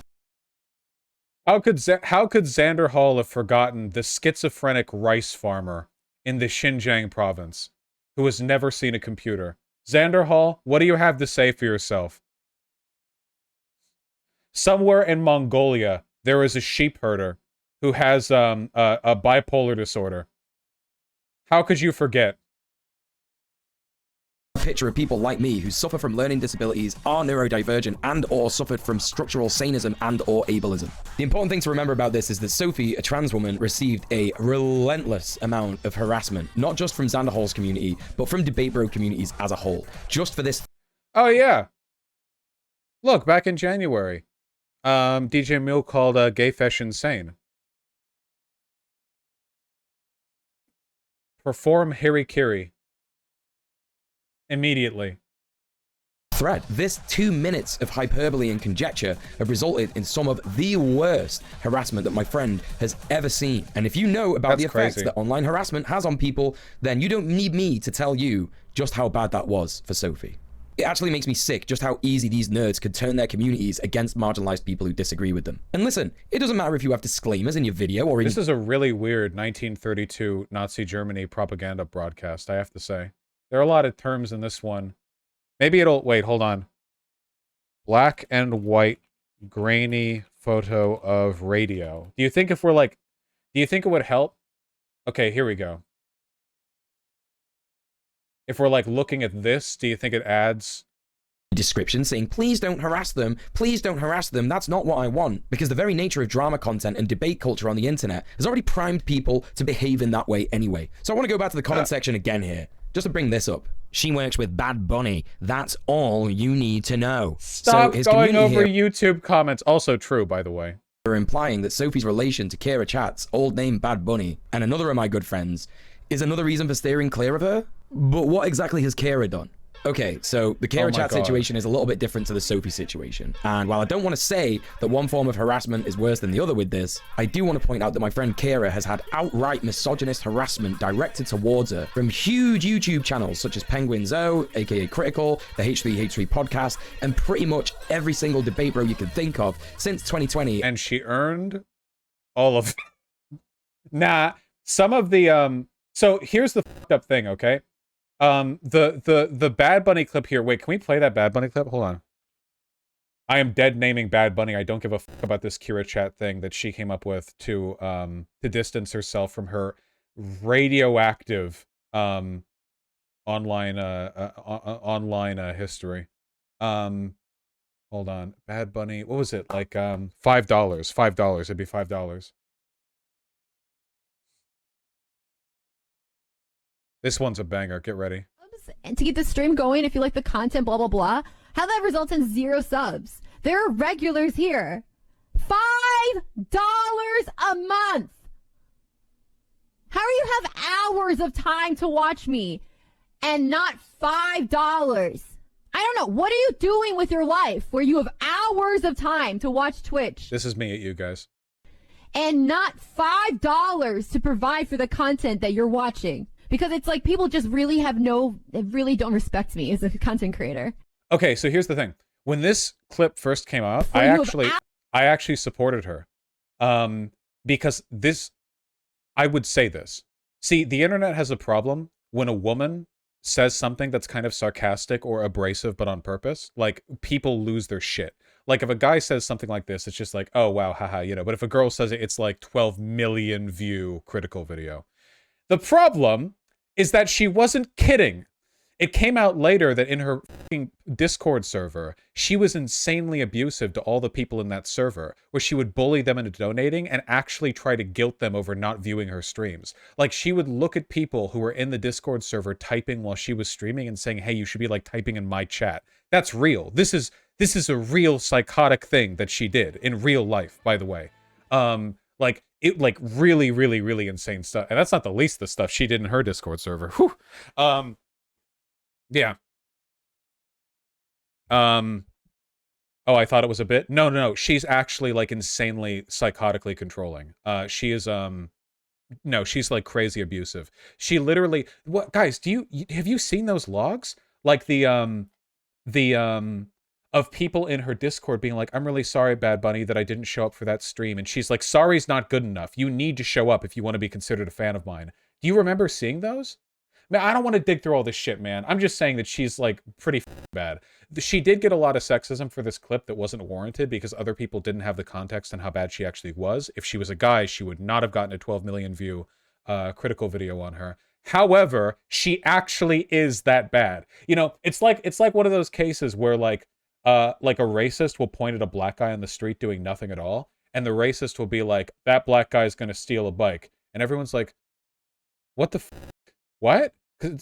What the fuck are you talking about? And then, by sheer fucking divine coincidence, that black guy ends up stealing a bike. He's like the one guy, like the one crime that happened today, and it was that guy, and it was a bike. And the racist is like, and you're like, no, that was a fucking coincidence. There were 50 million other black people today who didn't steal a bike. That's exactly analogous to what we're talking about.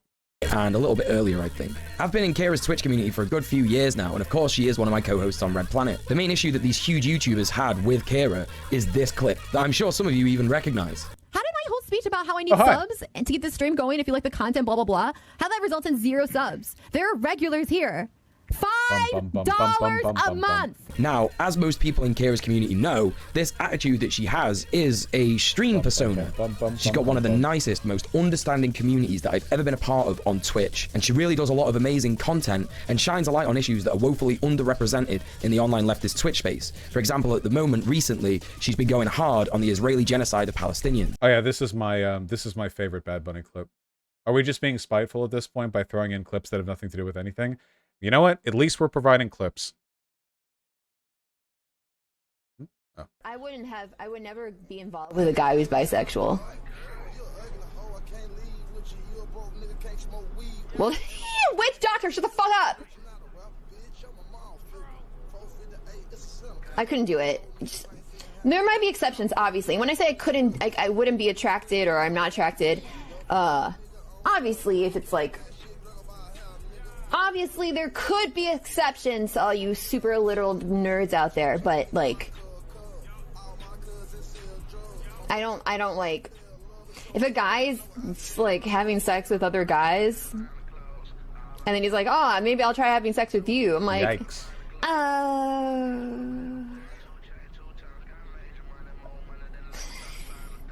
Racist and sexist. I said I'd never heard somebody use in earnest homophobia before, but that's only because I didn't grow up next to Bad Bunny. Please don't say that. Even black people, if you found me a black bisexual man, I might throw up in my mouth at the thought of sexual contact with him. That's what I'm saying. All right, moving on. But for some reason, men on Twitch.television and YouTube.com cannot stand to see a woman doing political content and just absolutely need to make a takedown video of her. True. You skipped over the part where he talks about white people's place in criticizing Candace Owens. Oh, fuck, I skipped over that? God, dude, I can't with this guy. Holy shit. Huge overlap with Destiny and Vaush. And so this is the main point in the video where I want to show that Xanderhal really doesn't understand the meaning of the word ally. An ally is not someone who uses marginalized people in their community to win arguments or support their biases. It's really funny because in my video that I did on Vaush, I had so many people in my comments telling me that it's good and correct to criticize Blair White and Candace Owens. And no, for a start, if you're cis and white, it isn't your place to focus on those people. It isn't. Dude, these guys are such fucking cucks, dude. they would be led to a death camp as long as it was a trans person holding their wrist or pressing the gun against the back of their head. Dude, fuck you, fuck off. As far as I'm concerned, this is pro-fascist advocacy right here. Oh, like, what can you imagine? Like, when people think like liberals abiding fascists, what comes to mind more than you can't criticize that fascist because they're a person of color? That's liberals aiding fascists. Jesus Christ. Because she is just so bad. If Bad Bunny doesn't have a negative opinion about you, you're not doing enough Get for away progress. from the YouTube comments, voices please!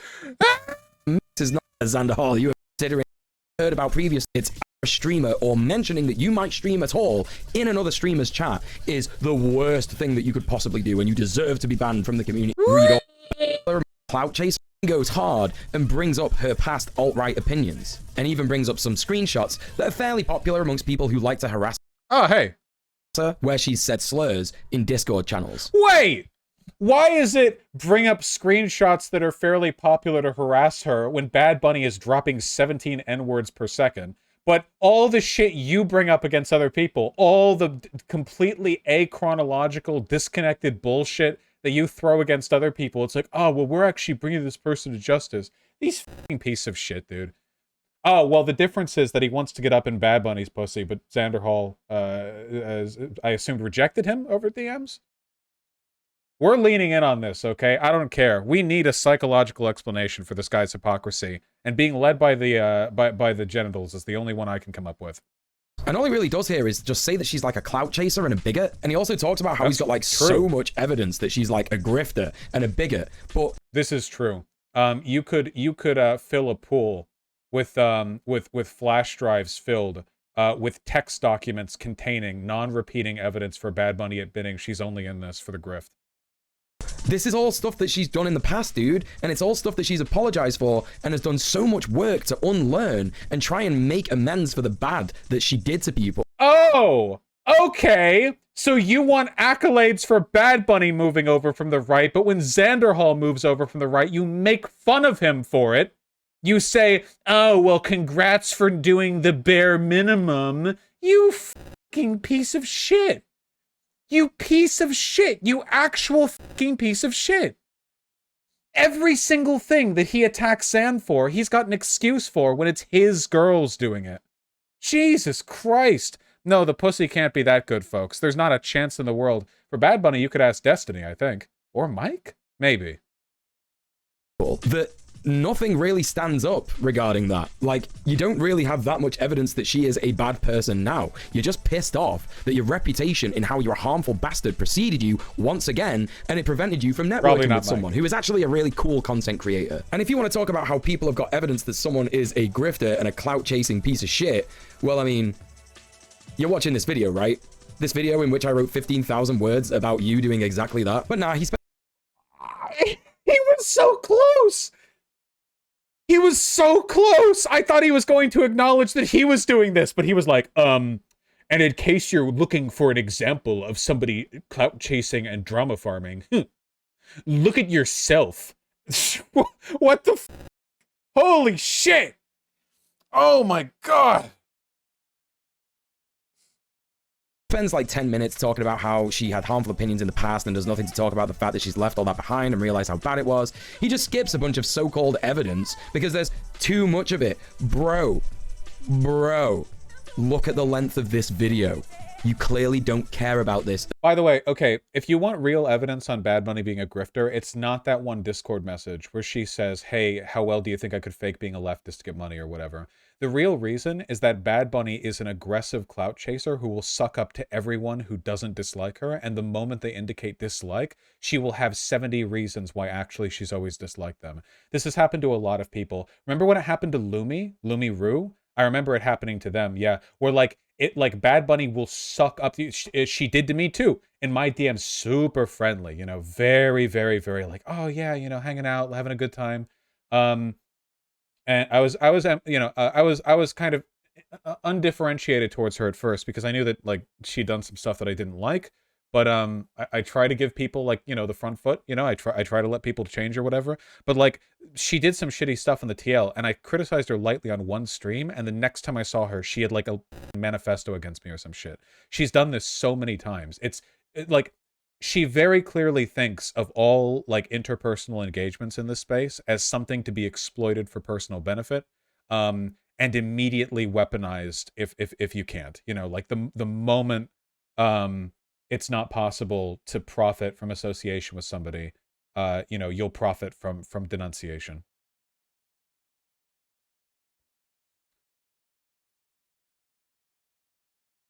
Oh yeah. Bad Bunny cuts out Lumiru because they associate with Vaush and also compares him to a rapist and a fascist. This is 7 minutes. I don't want to go through all of this. She's f***ing disgusting. She really is a piece of shit. She's a slimy f***ing worm. It's true. As much as you're saying you do. Again, How dare anybody be mean to Lumi? What the f***? Literally, what the f***? How the f*** do you be mean to Lumi? What kind of what kind of f***ing degenerate could summon the emotional energy necessary to be mean to Lumi? He tries to make here is that when people have had bad opinions in the past, you need to hold them to account forever, despite his love of Hunter Avalone and other right-wingers who have denounced their alt-right past, even though the time period in which these people turned around was more recent than Kira herself. He then plays an old clip in which Kira— What? Xan got moved over from the alt-right like 5 years ago. Bad Bunny was dropping N-bombs in her Discord channel more recently than that. Huh? Okay, yeah, no, literally just straight lying. Like, everything he's criticizing Xan here for was worse with Bad Bunny.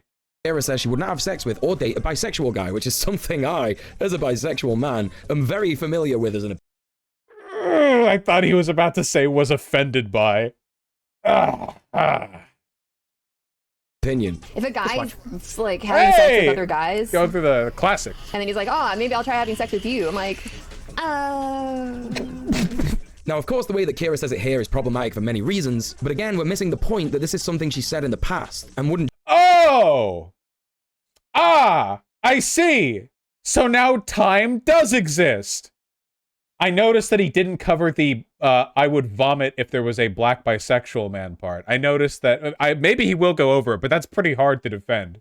dream of saying this nowadays because she understands the harm it would cause. And as a bi guy, I just want to say for anyone listening here, if this is something that you think, fine. I don't want to or date someone who has an opinion like this anyway, and I'm not going to lose sleep about people having opinions like this when I know that there are plenty of people who want to me or date me. Oh yeah, when you see overt biphobia from someone you want to fine, okay, that's an opinion that you've given before in this video, that, you know, if just like whatever, dude, they're just bigots, but yeah, like whatever, yeah, that's something you're consistent about. But if you change your mind about that and realize why you said those things were bad, then of course I'm ready and willing to forgive you. This is a very popular opinion that people have about M-spec men. It's a common thing, and people are going to have this opinion because they've been conditioned to by the hierarchies of homophobia and the— Notice how now he has every excuse in the book. Oh, it happened in the past. Oh, look at all the change she's demonstrated by growing. Oh, actually, it was only a product of the latent bigotry surrounding her. Something which is applicable to all reactionary thought, up to and including neo-Nazism, but you notice this is the only time he's brought it up. I also really don't think he's going to play the I would throw up at a black bisexual part. I wish he would, but that would be pretty difficult to play off.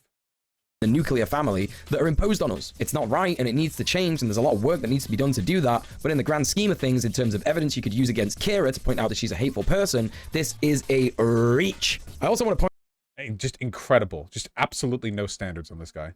Point out that someone in Xanderhal's chat here uses the command clipchimp, and Zan's chatbot responds with an emote and a cheeky little photographer Zan with the word clippers. Now, in Twitch lingo, these are phrases that imply someone needs to clip this content out of context and post it to r/livestreamfails on Reddit. Thus,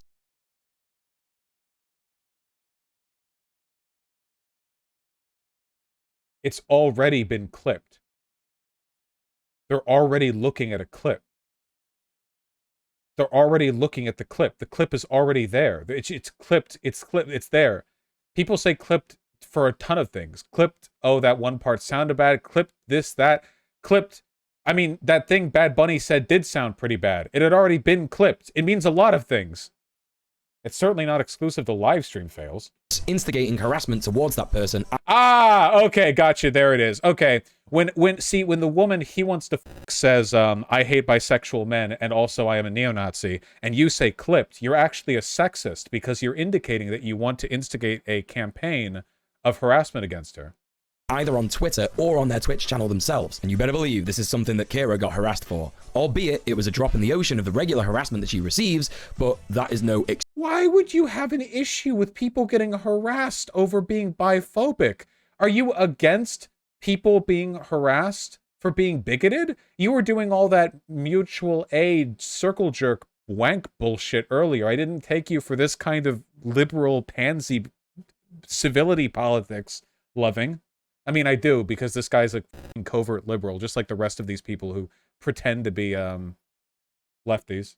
Excuse. Xan also, for some reason here, says that he doesn't want to come across as defending Bad Bunny, despite the fact that at the start of the video, he said this. So Bad Bunny, I learned about her mostly because of the Destiny drama, and I wasn't entirely convinced by the reasons that Destiny gave for why we ought to dislike Bad Bunny. Like, it just didn't come off to me as entirely, valid for everybody just all of a sudden decide Bad Bunny's a piece of shit and just disregard her and refuse to engage with her or anything like that or be friends with her just because Destiny says she's mean or whatever. Like, it just didn't sit well with me. If you value logic and reason, and that's the thing that debate bros love to talk about, then why wouldn't you take someone's good points along with the bad? Such as what I'm trying to do in this video.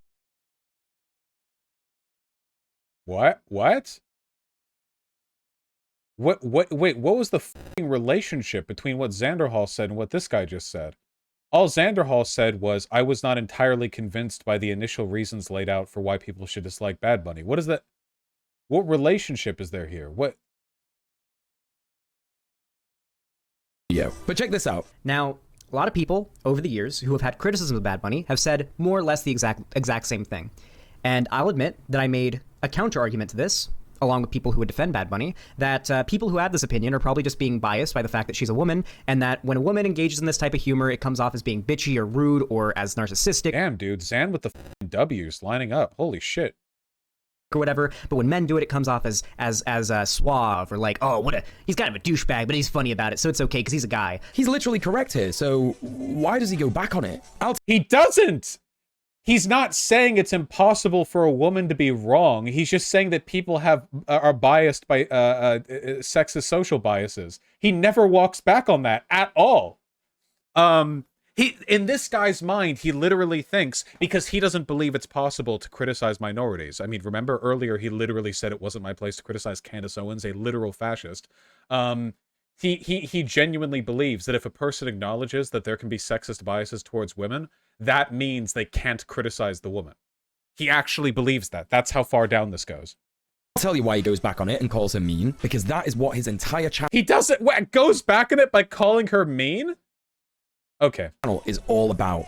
Drama, clout, revenge, and grift content. And I can say with 10,000% certainty that Kira is not this evil, mean monster that Xan is making her out to be. I've been I know. She's so good.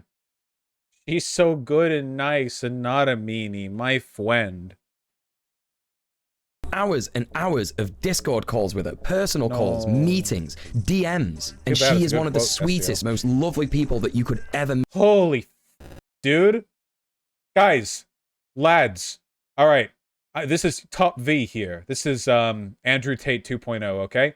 The pussy is not worth it. Just jerk off. Just jerk off, please. Before you write the script, before you read the script, before you post the video, jerk off, okay? Your balls should look like shriveled raisins before you make any decisions associated with political arguments surrounding the girls that you're simping for, okay? Please, God, just jerk off. Jesus Christ. This is a character assassination video, and it is inexcusable. Exactly the same as the one he made about Sophie. It's also... Oh yeah, I was right about him not showing the black bisexual clip. Isn't that funny? That's kind of wacky. He's in very good faith defending his friend there. The worst part of that clip, he makes the decision to not show, you know? I wonder why. Curious. Very honest. Absolutely ridiculous that he rambles on about Kira just being close to people for clout as well, because he is absolutely close to Vaush and Destiny for clout too. Like, come on, man. Xan doesn't get like any clout from me at all. First of all, he's been on bad terms with Destiny for like a year, so that's not even applicable. And I don't really keep orbiters like at all. I don't just casually bring people on my stream so that we can shoot the shit. Or that just doesn't. Destiny did that or does that. I don't do that.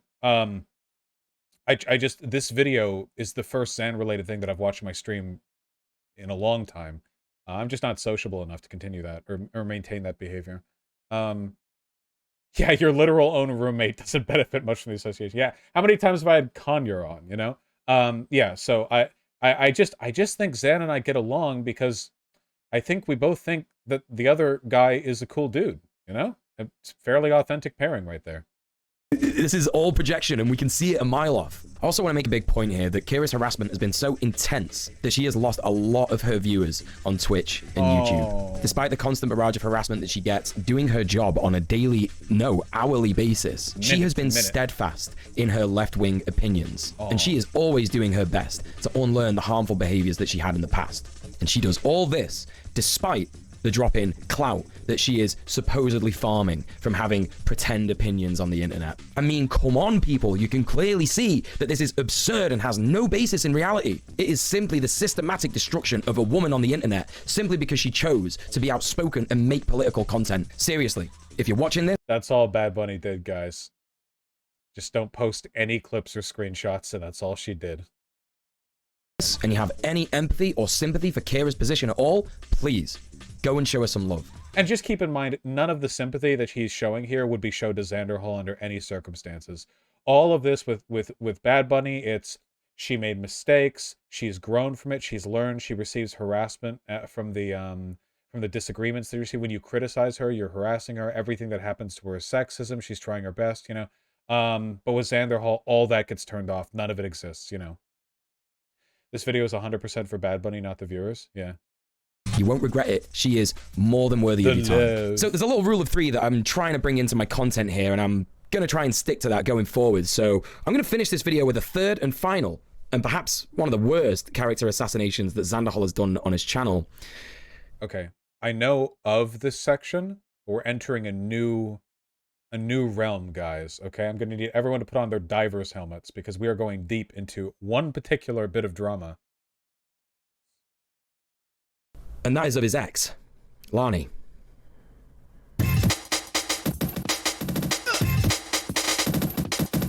Oh boy, this is a lot. Strap in, everybody. Lani, aka Pastor. So I just want to point out right now, just right off the bat, this guy is a subhuman trash for even bringing this into this trashy hit piece video. Okay, so leaving aside all of the quality of the content that we're about to look at, like this is such a pathetic, such a fucking abusive, degenerate attempt at, and all of this because dude wants pussy. Okay, it's not that great. Okay, microwave a watermelon or something. Get one of those real dolls. Stop. Do better. Jesus. The leftist was Xanderhal's partner for 2.5 years, according to the twitlonger she posted about him in July of this year. She describes how one day, a few weeks before the time of the twitlonger, he dumped her via text for apparently lying, stealing, and cheating on him, which is already extremely shitty behavior. Lani says all of this is completely untrue and has no idea where he got all this stuff from, but thinks it might be because a car was broken into one time and all that the people who stole stuff left was his debit card, which he already had permission to use to buy groceries and stuff like that. Lani also goes on to say that Xander... Okay, wow. Yeah, we're only going to get one side of this. Okay, I'm going to let him go on for a bit, and then I'm going to correct the record with what I remember, but I don't remember much, so at certain points I might just evolve into sexism. has refused to talk to him about any of this and claims that she was a master manipulator, also implying that she sold all the stuff that was stolen from her car for drugs. He demanded that she come home from work and pack all of her stuff, including her 13-year-old cat, into her Ford Focus and leave immediately, which is of course an absurd thing to ask someone on such short notice. She had to move out and couch surf and sleep in her car for a few weeks before she could finally go home, when she realized her room had been trashed and Xanderhal had left with her cat to go and live back at his mum's house. So she moved back into their old apartment and was obviously trying to deal with this sudden shakeup in her life, her happiness, her security, when Xan the man shows up without her cat and told her he was ending the tenancy on the apartment and she needed to move out. and be gone the next day. Lonnie unfortunately was arrested while she was trying to find somewhere to live, as unfortunately she couldn't afford to pay the upkeep on the tags, which is vehicle registration for non-US viewers, on her car, and one of her friends had drugs on him when the cops pulled them up, and she had to spend 5 days in a cell. When she made a phone call, she found out that Xanderhal and his mum had completely blocked her or were ignoring her calls. And when she got out of prison and someone managed to take her home, she found out that the locks had been changed and she had no way to get into the apartment. This meant that she was homeless and had none of her belongings. So let's recap real quick. A 2.5-year relationship, the guy ends it out of nowhere via text, claiming that she's doing drugs and stealing from him, literally makes her homeless, and what does he have to say for himself?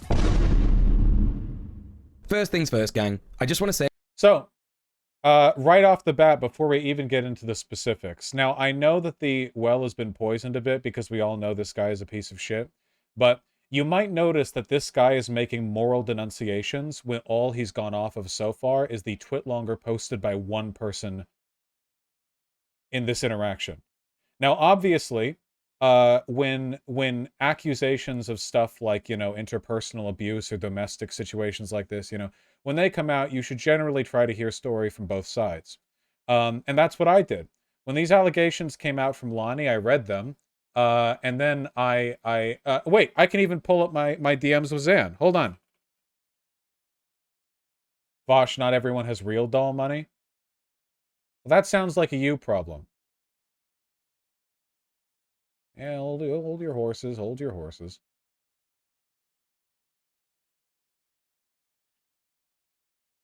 Xanderhal. I got the link. Shush. Oh, I didn't even talk about Zan with this at all. Oh, never mind. I had a memory of me talking about it where I said, like, I'll be waiting. I must have talked with somebody else. Anyway, my basic position was when I saw half the story come out from Lonnie, my thought was like, you know, I like Zan, I trust Zan, but everyone's a piece of shit until proven not, I guess. I don't know. You know, you can always be surprised by people. So I'll wait. And then Zan came out with some info, and then a big video, and then it turned out that Zan's video, like, methodically, with sources and evidence and facts and logic and shit, proved everything on his side, you know? Vaush, check Twitter. Shut! Anyway, you know, I went through the video. I was playing some... What game was I playing? I was playing something. Zan's completely in the right here. Basically what happened is this, okay? Here's the thing. Okay? So I'm going to tell the story as I remember it, which is, this is the Vaush version. It's not necessarily true, but it's as I remember it, okay? I'm a postmodernist, all right? So basically what happened. So Lonnie was Xanderhal's girlfriend. Lonnie is an older woman, like 30, and Zan is like 15. No, he's like 22 or something. But that's still a bit of an age gap, you know? And they were together. And Lonnie did camgirling stuff, I think, and that's fine, you know? But then she also did meth, and that's not fine. And she also stole like $10,000, which is also not fine. And then she got arrested for the meth, and Zan found out about the stolen money, and that's not fine. And then some other stuff happened, and she cheated on him, and that's also not fine. Yeah, that's what I remember.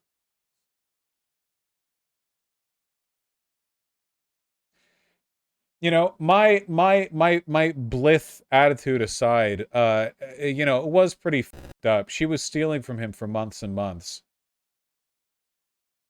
To be fair, I have no evidence she cheated on me, and she denies it. Okay, say the cheating thing is speculative. That's fine. The stealing thing is really the kicker there. And yeah, so basically he found out that she'd been yoinking lots of money because she had been at least partially in charge of the accounts for a while. Or at least there was something, some mechanism by which she could extract money without being caught, except under close supervision. And then when Zan found out, he dabbed on her, by which I mean he kicked her ass out. And as far as I'm concerned, that's fine and dandy. And yeah. Am I missing anything? Do I got the gist? Xanderhal, tell me. No, Artemy! I bumped it with my leg! Artemy! Whoa! Wow!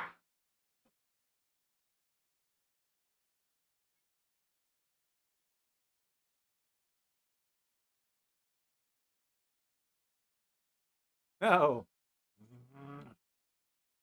Ooh.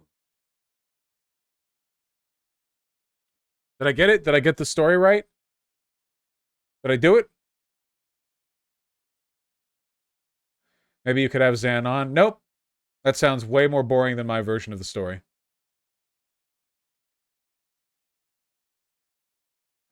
We're just going to move forward. Yeah, fact-checking sounds gay. Dunno. You can watch the Xan video if you want all the details. This video is going to be long enough. That making content about your breakup is an extremely ghoulish thing to do. Okay. No. When the person you broke up with is making public accusations against you and you're a public figure, it's actually the only thing you can do. What? What do you mean? He says making content out of, like it's a purely financial thing. Like, what do you... She's making public accusations, so he's going to publicly refuse... Ooh! Ooh! Vaush, the her getting kicked out thing is false. I was going to be evicted if I didn't move out, and she was arrested for meth possession during the move-out deadline. Oh, gotcha, gotcha. Okay, so you both were going to get yoinked, but then she got methed. Yes. Like, making a tweet, going off on a Facebook post, or even an Instagram story is kind of a normal human thing to do. But a 50-minute YouTube video... Well, if you're a content creator, you have different sets of obligations when it comes to how you handle your reputation. And also, if the person lies about you a lot, you might need a longer video to catalog the ways in which they're being dishonest. Also, 50-minute video, 90-minute video. Not just a 50-minute YouTube video, a 50-minute YouTube video where he is trying to say that he made her homeless for a good reason, and that she had tried to... Well...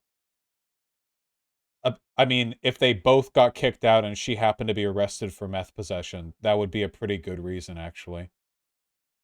Also, according to Cherry, Xanderhal's editor, he did not monetize the video. So I think that kind of cuts down the idea that this was some kind of, you know, cynical monetization scheme. Frame him, and that he was trying to debunk some kind of conspiracy against him. This man. No, just... So again, like this is true. Is this guy just like a perma-simp for all women? Are his balls just that overfull?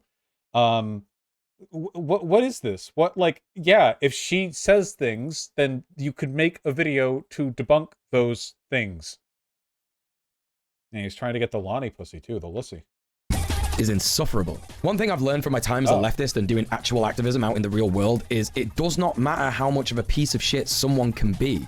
They deserve, at the very least, the basic human rights that every human being deserves. Food, clothing, housing, healthcare. Xanderhal reaching so far into the depths of his cruelty to render his partner homeless is just something that is so sick.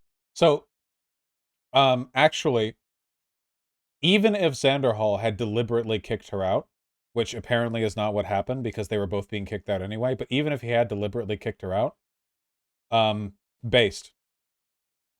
Yeah, actually, it is okay if you're to kick out abusive partners and break up with them. That's okay, actually. That's fine. That's okay, yeah.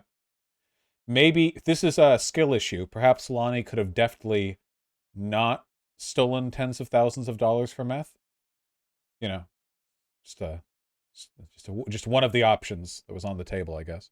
Sickening to me from so many different angles. It was genuinely hard for me to go through this video, just seeing how smug and comfortable he is. She was lying about paying the rent. So the reason they were being kicked out was because Lonnie was stealing money, not paying the rent, and using it to buy meth. Do I have that right? The money that was supposed to go towards rent, she wasn't paying it. She was using it to buy meth. And that's the reason why they're both getting kicked out? Okay, gotcha. All right, great. Good, great. She was hiding the eviction notices from him for months. Gotcha. Good, great. Excellent. Fantastic. Good, great. Excellent. While safe in the knowledge that he is going to be fine and his ex-partner is going through one of the worst times of her life. He starts off in this video by saying that early in the relationship, when he moved in with her, they had a trad-con relationship. Now, for those of you that don't know what this means that this is where the man does all the money making and the woman does all the chores around the house, the cooking, the cleaning, something that's known as reproductive labor, because it's normally women in society that have done this thanks to the patriarchy. This is just like a kind of gross dynamic where he has all the power to begin with.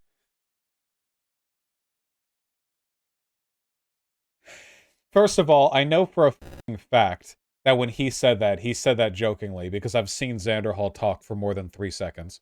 Second of all, okay, wait, so if he's streaming and making the money, like, Xan, did she have a job outside the camming? She didn't cam while we were together? Okay, so did she do any work at all? So no work, okay. Well, if she wanted to fix this power imbalance, perhaps she could have gotten a f***ing job. You know? What you can't... I agree that there's a financial imbalance there, but, like, what the f*** are you supposed to do? Like, she's choosing not to work, and he is working. Like, what? Okay? Yeah, she was a decade older than him. But I gotta say, if a couple consents to this and it's something that they're both happy with, then that's absolutely fine. Like, if you have a trad-con relationship like this and you're both safe in the knowledge that you are fine with it and you do not feel oppressed by this, cool, go for it, go for your life. Who am I to say what's right and wrong in a person's relationship? If that works for you, cool. But it does not sound like Xanderhal had very good knowledge of boundaries and consent when it came to this kind of relationship. He says one of the first things that he noticed... Can we substantiate that claim, please? That's a pretty broad and condemning claim that we've made. We had Artemy. Do you want him to substantiate that claim too? Yes, he does. Yes, he does. Ooh. Yes, he does. When he moved out is that he wasn't seeing as much money coming in as he thought he should be, which is like a very normal thing to happen when you first move out of your parents' gaff and go to live on your own somewhere, or even with a couple. This is called the material conditions of the working class under capitalism. Holy f***, dude, get the LARP dick out of your throat. Jesus Christ. The reason you don't have as much money in your bank account as you think is because of the working conditions of the material. Holy shit. And I advise you to do some research on it. Look at this smug. He's getting money stolen from him, and it's like, actually, you bourgeois LARPer, the conditions of the working class necessitate your meth addict ex-girlfriend stealing money from you.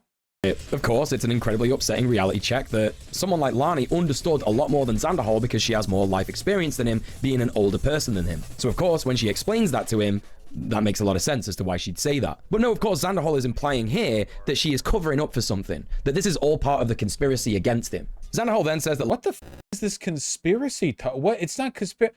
We're talking about allegations between two human beings. No conspiracy is taking place here. It's gaslighting. That's the term. Gaslighting. Not conspiracy. There are only two people involved. There's no conspiracy here. Why? He keeps bringing this word out to make Xan sound like a crackpot. Like, Xan, you sound so fucking crazy right now. Saying your partner lied to you? What? Oh, geez. What, are you wearing a tinfoil hat around the house too so they can't read your mind? What, you want to keep those 5G rays out? The reason this guy sounds so implausible to this guy is because DJ Mule has never had a partner, so the idea sounds conspiratorial to begin with. Oh, yeah, you have a girlfriend? Okay. Yeah, sure, okay. Lani was not giving him the emotional support that he needed, but from the account that Lani gives about their relationship, it really doesn't seem like he was open in his communication about this stuff. It's actually really sad to read this, but... What about from Xan's account of their relationship? Why are we only listening to one person's side? Here it is. I'll admit that since I started working outside the house, once more, we're getting more of Lani's account and nothing from Xan's. We're only seeing Xan's face talk silently while this guy talks over him. haven't been as good of a girlfriend to Alex as I'd been in the 2 years prior. During the 2 years of COVID, I was home all the time, constantly available and on call to help with anything he needed. I was mostly happy, but I told him many times about how I felt lonely a lot of the time. Alex is a lot better at talking about himself than he is at listening, and most days he would hardly come out of his room. When I started working again and I made some friends... Based. Yeah, she had a fake job right before I dumped her. What fake job? Like, was there literally no job, or was it some, like knife co shit, or what? I stopped being home as often, which made me happier but him miserable. I should have tried harder to find a healthy balance we could both feel good about, but I don't feel like I deserve to have my cat and everything I own taken from me. So, cleaning Airbnbs. It kind of sounds like they came across a very normal problem that happens in relationships that's basically down to toxic masculinity preventing men from... Holy shit. Jesus Christ. The reason he's doing this right now is because this is like a show run. He's trying to convince Bad Bunny that he would make a good boyfriend. Asking for their needs directly. What is a little bit more sickening in this situation, though, is that he says the only reason that he moved in with Lani was to escape a living situation with his parents. My living situation with my parents eventually just got too toxic for me to continue being happy and making content, and I decided that my best course of action was to move away. And so I did. I moved all the way across the country to Palm Springs, California with Lani. Which is, and I will die on this hill, a f***ing terrible reason to move in with someone. Sorry?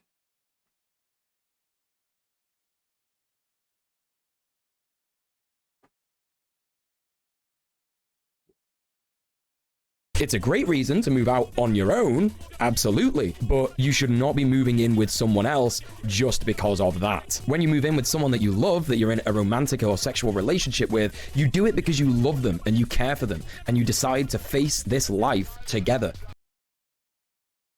Oh my god, this really is just a f***ing... This really is just a f***ing demo reel for Bad Bunny. Holy shit. What if? Well, you know, it is the nature of the working class of America that sometimes, when people move out of bad situations, they move in with other people. It can be for a million reasons, but that is certainly things that people of the working class do sometimes. Actually, all the time. This happens all the time. Constantly, actually. Not to escape another shitty living situation, which, in all honesty, doesn't actually sound like that bad of a situation. Ooh. We're really digging deep. Really getting in here. Absolutely. It's gonna get worse with time. Like, we're gonna be 5 minutes further, and he's gonna be like, well, that didn't really sound like rape against Xanderhal to me, you know? That really sounded like he didn't say no loud enough. Like, there's no end to the ditch digging. Because his parents took him in straight away after things went wrong with Lani. He also goes on then to say that, wait, that's it? Wait, that's your evidence? That his parents took him in after he got evicted because of Lani's behavior? You realize there are types of abusive parents who will still take their kid in, right? Because maybe they're possessive and controlling, and the ways in which their abusive behavior manifests is not through neglect, but rather an attempt to control every aspect of their child's life. Like, that's a whole archetype of an abusive parent. Like, they would want their kid to move back in. So hypothetically, you know, if Zan's having to move back in was a product of Lani's behavior. Hey, here's something I wonder if this guy's considered. If Xan was making all the money, why would he have to move out of the place on short-term notice and move back in with his abusive parents just because Lani was leaving? Do you think he's wondered about that? Like, if Xan brought in all the income, why would he have had to move after they split up? That Lani needed attention, which is like, dude, do you know what relationships are? In fact, even 5 minutes ago, you said that you needed attention from Lani and that she wasn't giving it to you. And apparently that's a valid thing for you to complain about, but not for her. He also does this. What? What? After things went wrong with Lani. He also goes on then to say that Lani needed attention, which is like, dude, do you know? Could you show the clip of him saying that, or are we just going to take your word for it? You're literally showing clips of him and choosing not to provide audio from him so you can characterize. Holy f, this guy's literally what the right pretends all male feminists are. Oh, for sure. This guy knows, like, the molecular construction of, like, roofies, for sure. I'm sorry, does he not give you massive male feminist vibes in every derogatory connotation associated? Jesus Christ. Yes, I've seen the Lenin quote thing. That was from literally an hour and a half ago. What relationships are? In fact, even 5 minutes ago, you said that you needed attention from Lani and that she wasn't giving it to you. And apparently that's a valid thing for you to complain about, but not for her. He also does this bizarre mental backflip here saying, I haven't seen Xan say anything. How am I supposed to know? Because he won't play any clips. That Lani would want attention, despite the fact that both of us were at home all day and we spent tons of time together just by virtue of that. Like, Like, this smug piece of shit. This abuse. I hope this guy never has kids. Jesus Christ. This guy be a monster to them. I like how he did finally provide a clip, but he clipped within that clip, and it lasted for maybe 3 seconds. No, dude, just because you're in the same house as someone or even in the same room doesn't mean that you're doing bonding activities. You hear that, Bad Bunny? I would always do bonding activities with you. Or paying attention to your partner. That is like the laziest relationship I've ever heard of in my entire life. And from what like literally all Zan said was like, yeah, and she always wanted attention, but I felt like we spent a lot of time together. And this guy's like, that's not how you treat a woman. You have to spend time doing bonding activities with her. You are failing her. It's a man's job to continue to do bonding activities with her. You're lazy. Like, holy shit. He said in a tweet longer that we just read out, it kind of sounds like you were just in your room a lot of the time, just doing your own thing. This next part is just absolutely batshit. Like, I've really got to hand it to Xanderhal. Are you going to actually play it, or are you going to describe what he said? All the things that he does wrong that I've talked about in this video, this really takes the cake. While my suspicions became ever increasing, Lonnie was offered a job cleaning Airbnbs by a friend of hers. She took it, claiming she wanted to be able to get out of the house and make some friends and help make ends meet financially. Lonnie was now spending most of her time out of the house. In some cases, she would go more than a day without responding to me, and eventually it started not coming home. When I'd questioned her about it and she'd actually respond, her reasoning was that she was spending the night on her friend Sarah's couch because they worked together and they were carpooling to save money on gas. I didn't buy it, and the first night that she didn't come home, I started to... All right, lads. I know you guys don't have that much life experience, but do you know the term red flag? Just, you know, just... Yeah. Consider the relationship over. Like, to consider the relationship over the second that your partner does something that you don't like. He didn't say second, and he didn't say something you don't like. He said cut off contact and start not coming home with really insubstantial responses. Oh, so your partner another man right in front of you and you want to break up with her? Well, I guess the moment your girlfriend does something you don't like, you find it fine to just end the relationship. I would never end a relationship over that. My partner could f someone else right in front of me multiple times and I wouldn't even consider ending a relationship over it because I'm an adult. Unironically, though, is so weak, dude. Like, you utter waste man. I couldn't think of a situation that is more childish, ridiculous, and self-serving than a man not even attempting to fix his relationship when his partner is trying to make herself happy on her own. Everything he told. Do you think he chose those words deliberately, or do you think he's just thinking of cuckoldry in his head and they just like that's okay? All right. Is he? Wait. Is he aware? Okay. All right. Talks about next where he says that she wasn't answering his frankly ridiculous text demanding to know where she is. What the Hey, you didn't come home. Hey, partner I live with. You didn't come home this night. What's up? Where are you? That's a frankly ridiculous ask. Obviously, she's choking on 9 inches of black cock. What's it to you? You going to break over that? Or are you going to sit there thinking about it and getting hard a little bit and maybe touching your dick but not coming like a real man would?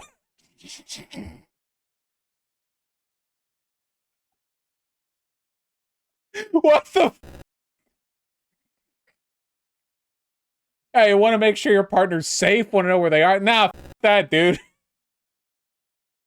He mentions that Lonnie shuts him down, saying that he's being controlling. And like, yeah, dude, that's because you were being controlling. Very controlling, trying to know where the your partner is when they don't show up that night. Okay. Demanding to know where your partner is all the time, that's extremely controlling behavior. She didn't show up at night! That's bad! If you didn't get a response to that, you could file a missing persons report. He didn't say all the time, he said it in response to her not coming back home that night. She could be dead. People die sometimes. The least could listen. I'm single right now, but if I had a partner and something happened that I didn't make it home one night and they didn't text me to ask what was up, I would be extremely f***ing offended. Like if my phone died and I got like caught in the freeway, my f***ing car died or something, and it was this laborious process of getting home, and then I showed up the next day and I charged my phone and I had no messages waiting, and she was just like, "Oh hi." What the f? You didn't even try? Jesus. Again, why are you not doing any self-reflection here, dude? Oh Being my completely God. overbearing in how you smother a partner is absolutely absurd. And you really need to consider that other people need space. Throwing all your toys out of the pram and making her homeless because you simply cannot be bothered to try and make the relationship work is, well... Is that what he said in his video? Did he say that he threw her out because their relationship wasn't working? Was that the extent of the claim? The whole man belongs in the bin. He also complains that Lani took the keys with her every time that she went out, and that meant that he couldn't go out and do stuff, and it just makes... This guy when people point out that his girlfriend's cheating on him.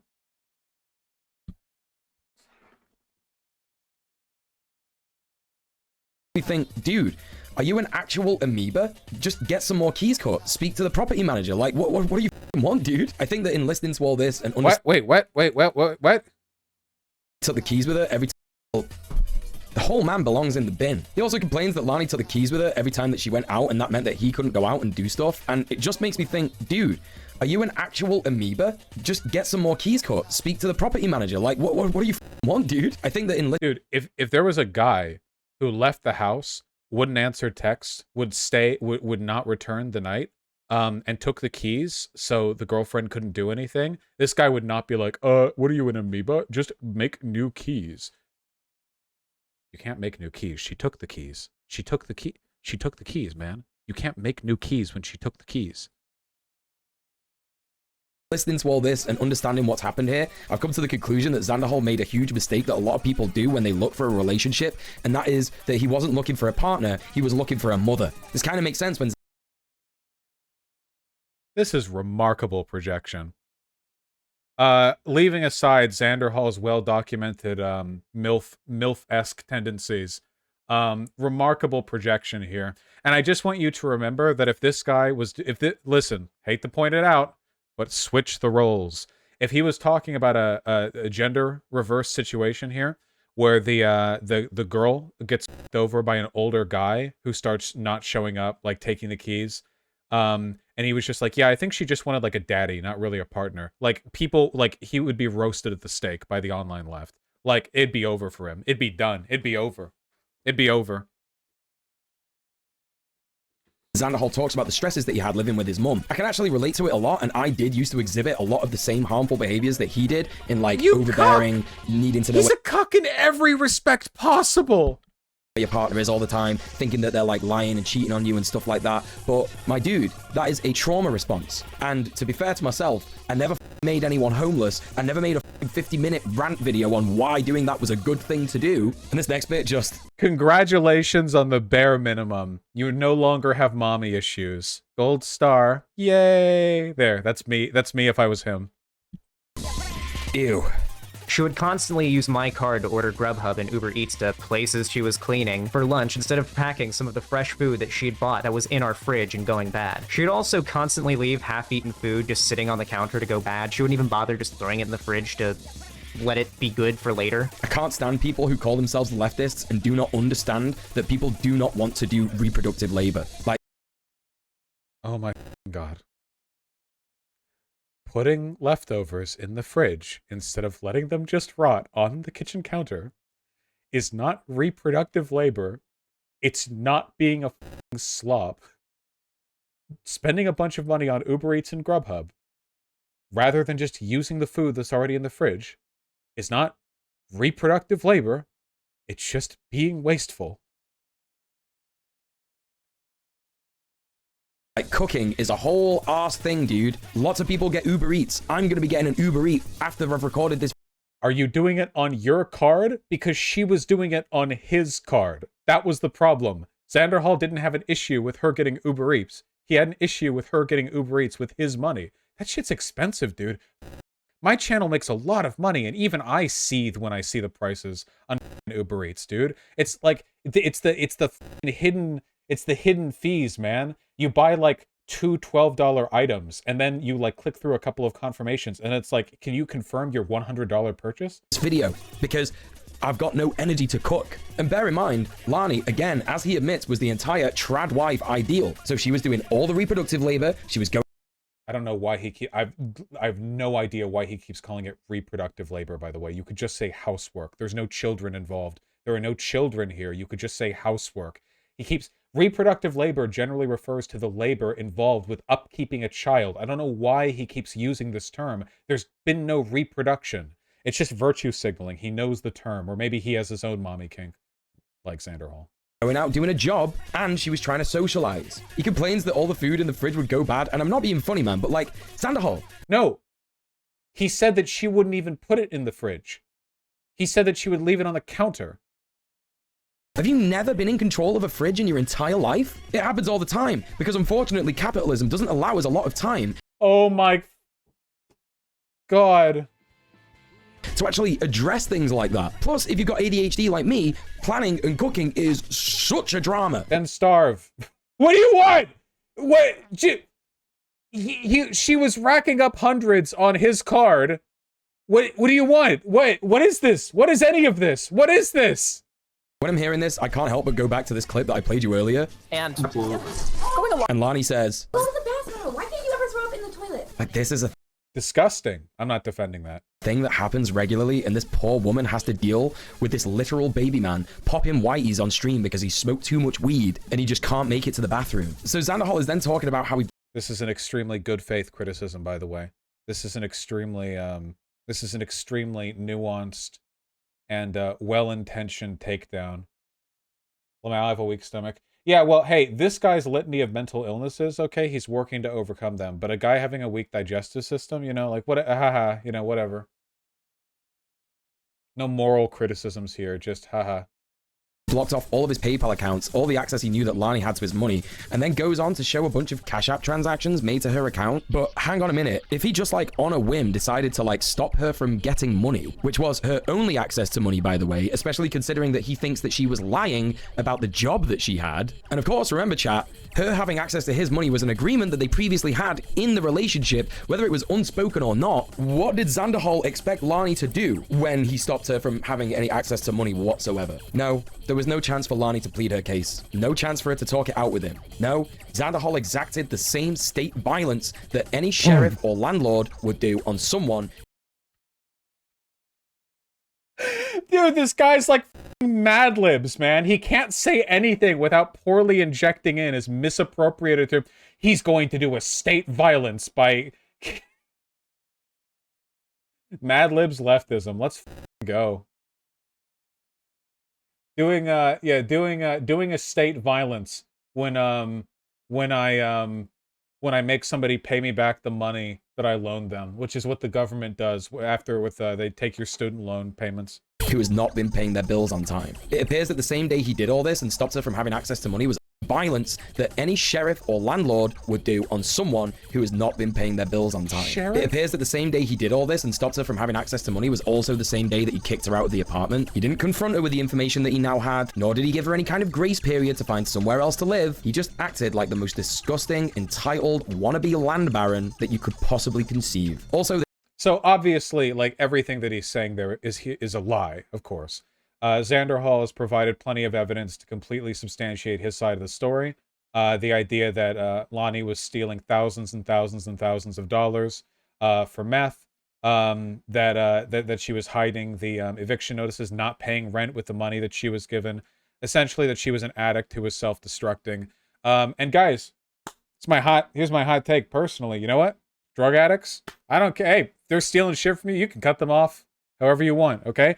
Any meth addict who's gone to the point that they are shelving rent money so they can afford more of this stuff, yeah, sorry, you can, who the cares? Yeah, sorry. Yeah, limited, very, very finite vestigials of empathy for people who, rather than simply destroying their own lives, grapple you and decide to torpedo both of you into the abyss, you know, and get you both evicted. Very little sympathy, as it turns out. Very little sympathy. this part in the video where he scrolls through the transactions of varying amounts that absolutely can be explained away mostly by the fact that, as he admits earlier in the video, he was the sole breadwinner and gave her free reign of his debit card with this absurd epic I don't think he gave her free reign with his debit card.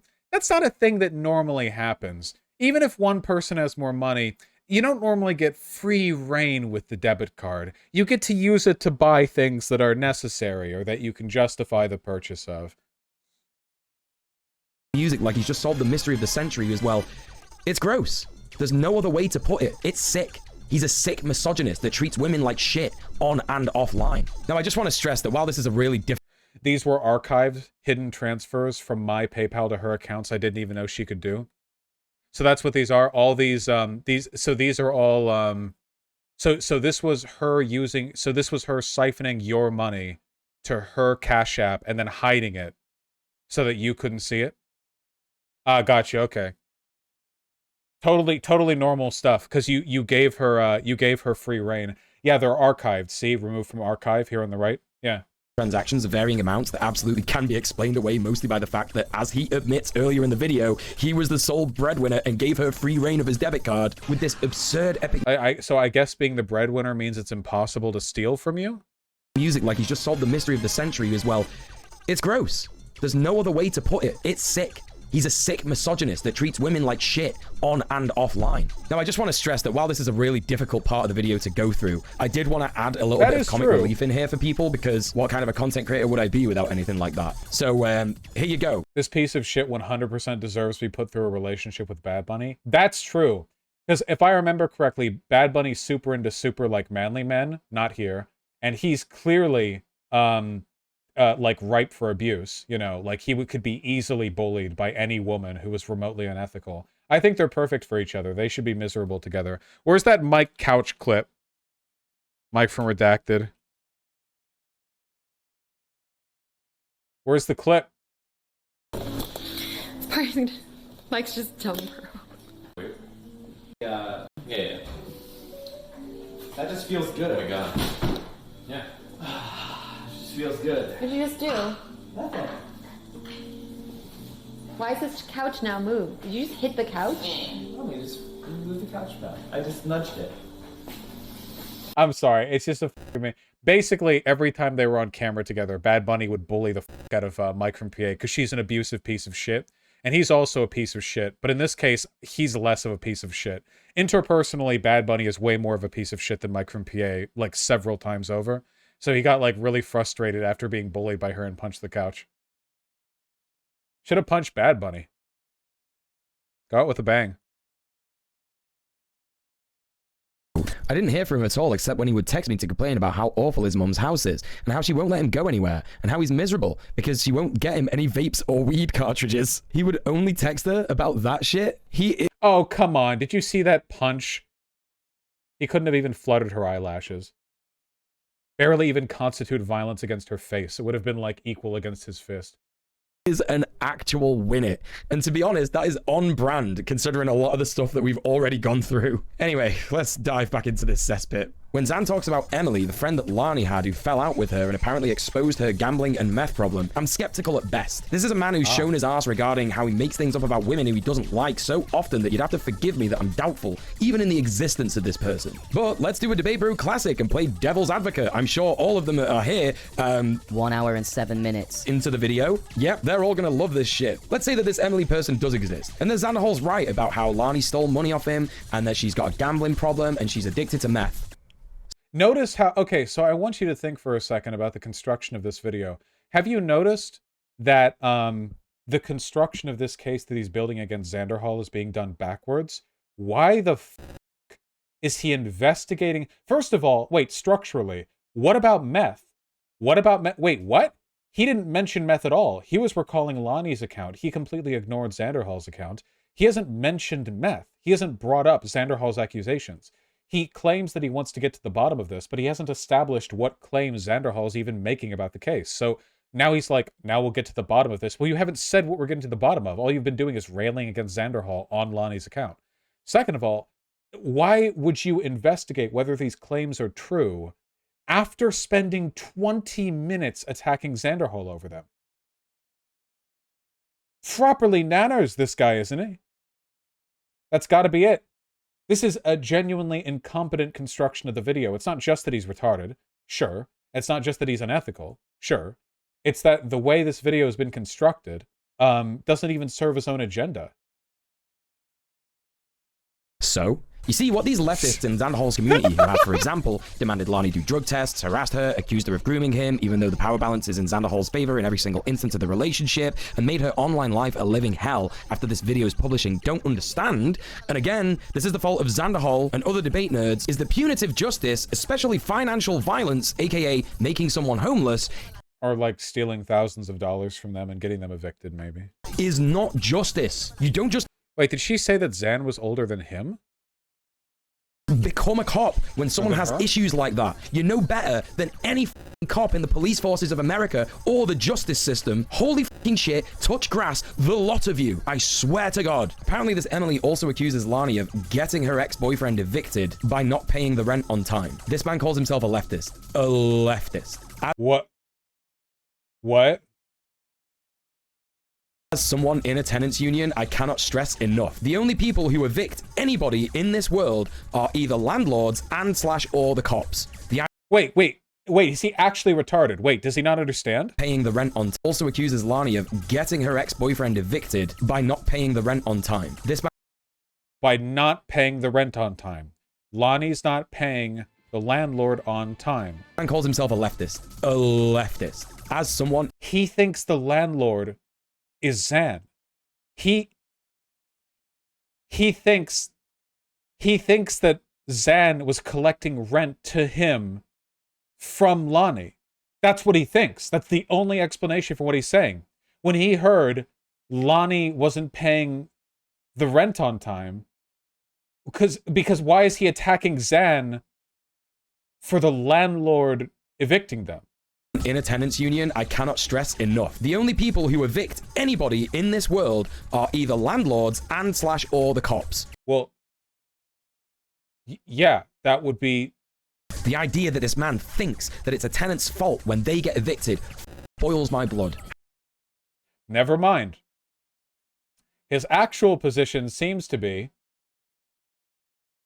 that it's capitalist to blame Lani for not paying the rent to the apartment they both share because she shouldn't have to pay rent because leftism. That's the actual position. It was actually somehow worse. It actually genuinely was stupid. Wow. That's incredible. That's amazing. Holy shit.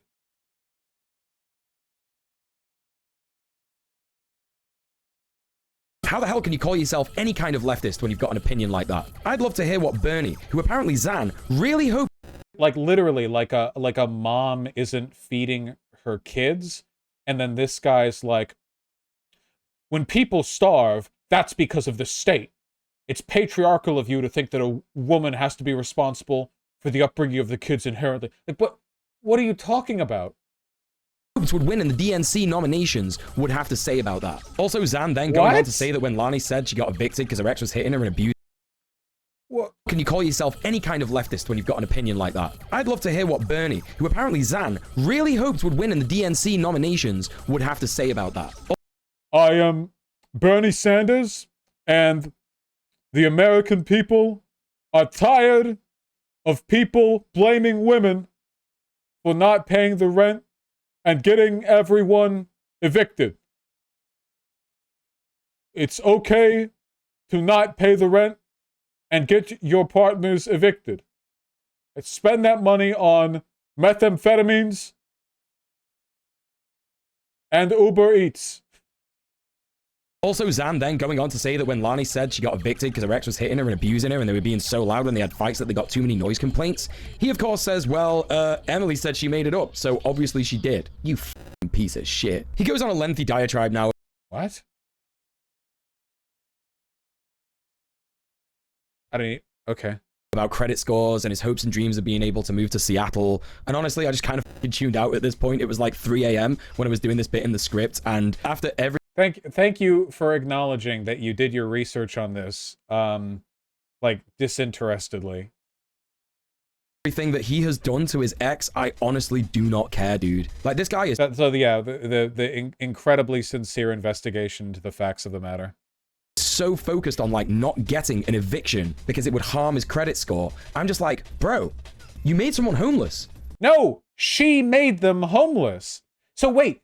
At this point, he seems to acknowledge the fact that she wasn't paying rent. So he has acknowledged the fact that she was the one who got them both kicked out of the apartment. So how is he continuing to insist that he made her homeless? He's already said, oh, she didn't pay the rent? Well, how dare you expect a renter to pay rent, you capitalist? You made someone homeless and removed access to their money so that they got arrested because they couldn't afford the upkeep on their registration, and now they have a criminal record. She didn't get arrested because of their car registration. And it's his money. What the f*** do you think that does to someone's credit score? What do you think that does to someone's life? Who cares? Anyway, next, Xanderhal just like admits that Lani told him that she has nowhere to go, and he's just like, I don't care. And then he says this. She needed to move her stuff out. I don't wish homelessness on anyone, but it just had to happen. Had to happen. Had to happen. Had to happen. Well, yeah, because she didn't pay the rent. That is what happens when you don't pay the rent. You do have to move out. That is what happens when you don't pay the rent and hide the eviction notices. You do have to move out. What do you want to do? Waco in your apartment? You want to, the sheriff's department bursts in, you want to gun them down? What, all for your fucking credit score, Zan? All because you didn't No, because she got them kicked out. Have the guts to sort out your relationship? What? Weak, dude. Fucking weak. One of the weirdest things to me that doesn't really add up is that Xanderhal claims that there were eviction notices served to the property that apparently Lani had hid. Like, what would that have achieved? And also, why? What? That's his shrug?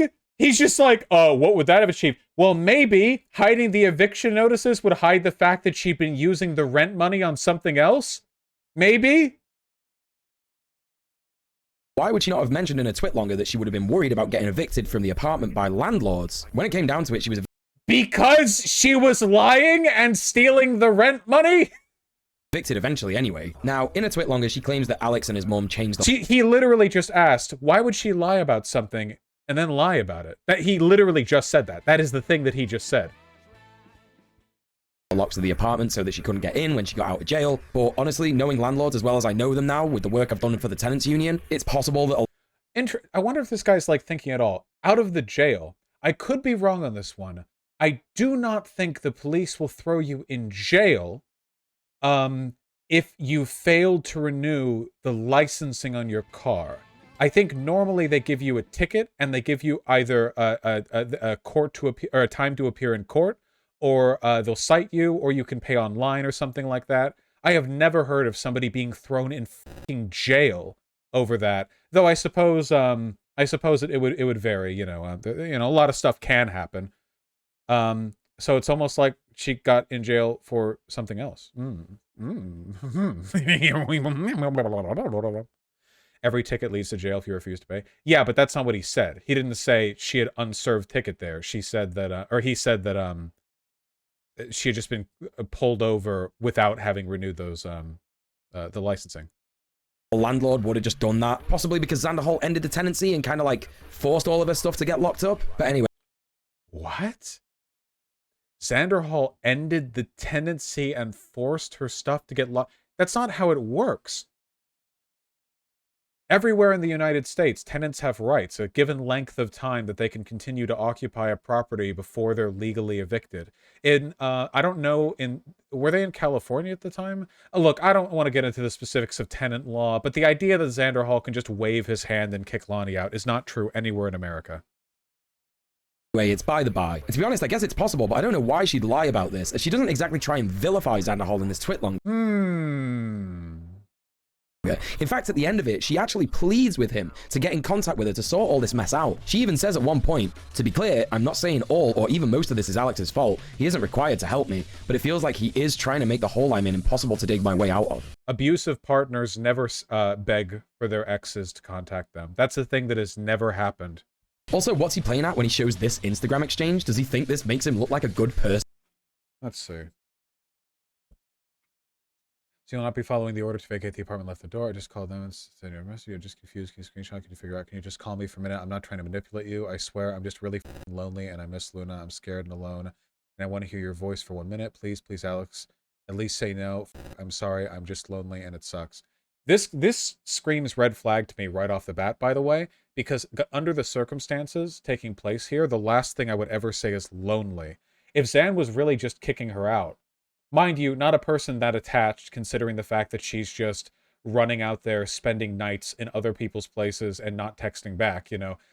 Saying lonely, this is manipulator shit right here. If she was really getting f***ed over here and he's just randomly like, yeah, this relationship sucks, goodbye, she would be angry. Of course, his fans don't care. They're going to support him anyway. But damn, anyone on the outside looking in is going to see this and be like, yikes. Well, we've got, I don't know, 8,500 people watching. Are you guys going yikes here on Zan's behalf? I don't know. I don't know. I think this guy might be in a bubble of his own. Yikes to her, yeah. Xanderhal shares some more DMs with people who are like legit concerned about Lonnie's whereabouts. He underlines this one where a third party, who would be unbiased, says that she was smoking DMT in the car with someone. Xan underlines this and writes doubt here, implying that he thinks that she was smoking meth. Again, let me point this out to everybody. If somebody is addicted to meth, especially if it's someone that you love, that still doesn't make everything that he's doing to her okay. Well, I agree with that. Being addicted to meth on its own, I don't think it's acceptable to respond to that by just dumping the whole relationship. However, stealing money for the meth addict, for the meth addiction, yeah, I'd say that does cover it. Yeah, getting them evicted by hiding the eviction notices. Yeah. He correctly points out in the video that meth and DMT need a pipe to be smoked in, a crack pipe in particular. And yeah, that's correct. But if you've ever actually been outside in your actual life, you would know that someone on crystal meth behaves extremely differently to someone who is on DMT. So I actually entirely believe that she was smoking DMT and not meth, to be honest. What? What? Wait, what kind of logic is that? Couldn't she just been smoking the crack out of the house? You know, like the job she recently got, where she would stay out long hours and not text back? And the money that was disappearing and not going towards rent? Maybe, possibly? Not that it matters, right? Also, clearly in reference to Alex telling her he's spoken to friends who've been worried about her whereabouts, she says in this screenshot, I spoke to blank, and they said you never spoke to them. I'm confused. Which is clearly, at the very least, an indicator that Xanderhal is not telling the full truth with these screenshots. Xanderhal then admits that he was considering going back to the apartment with the police. A leftist who's done content covering police brutality. He was going to bring the cops to his ex-girlfriend's place, probably telling them that she'd stolen from him. Based. Absolutely. All right, lads. All right, lads, we're going to my ex's place. Bring the truncheons and the pepper spray. Bring the Rottweilers. Is addicted to crystal meth and might be f***ing crazy and unhinged. This motherfucker could have got her killed. Also in this next bit, Xanderhal just straight up accuses Lonnie of setting up a credit card in his name, which is extremely f***ing hard to do when you don't have a fixed address. Like, where is she picking up this credit card from, dude? Is she picking this up from, like, the car park where she's sleeping in her car? What?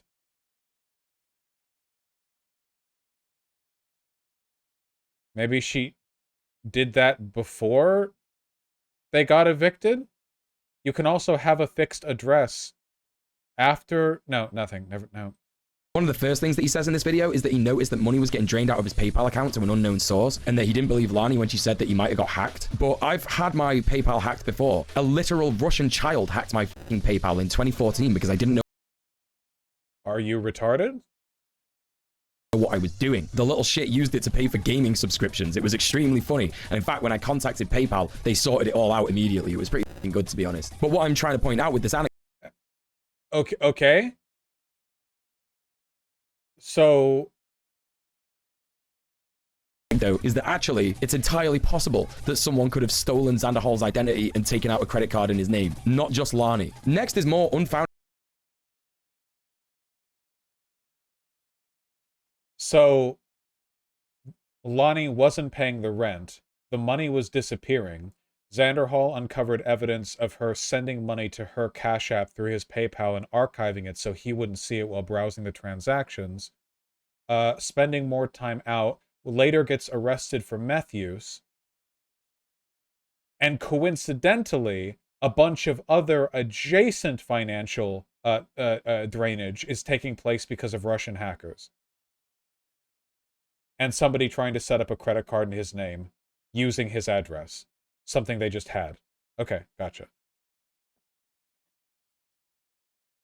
Accusations that she was done by the cops for meth. And I gotta say, sharing someone's police report, even though it is public information, as he rightly points... Wait! I think it's finally time to bring in Merrick. Merrick, take it away. It's finally time. Anyway, he says that in the police report that she was definitely done for methamphetamine for being in possession. Look at these police reports. It doesn't say in the police report that she was definitely done for methamphetamine. Now, look at these police reports. It doesn't say anywhere here that she was done for meth. It says that she was done for being in possession of a controlled substance. You do know what a controlled substance is, don't you, Xanderhal? Many things. But no, Xan the man needs you to think that it is meth. You know, the bad drug that all the crazy, unhinged druggies do. All the crazy, unhinged druggies that steal things and hurt people and rob people and rape people. Just so they can get their fix. And making out that Lonnie is a person like that would fit his narrative. Pretty convenient. Oh, sorry, controlled substance. Okay, yeah. So let's see, 11,377.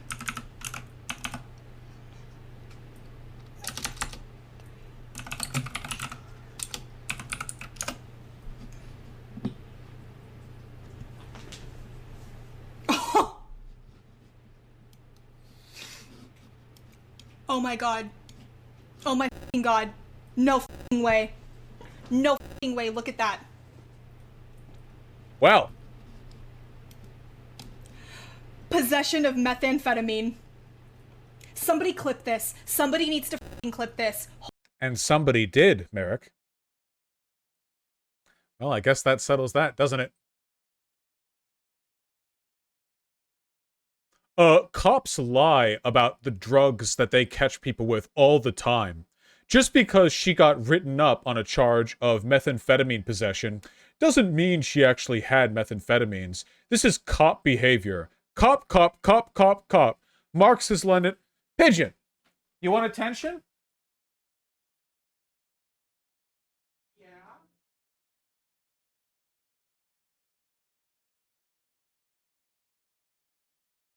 You know why she wants attention? Because she acts like a little meth baby. Yes, she does. Because she's a freak. Look at her. Look at her wiggle.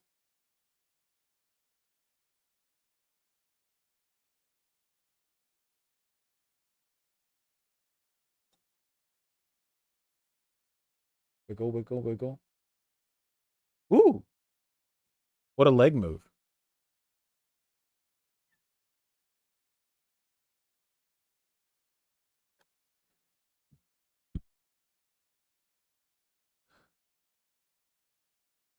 All right.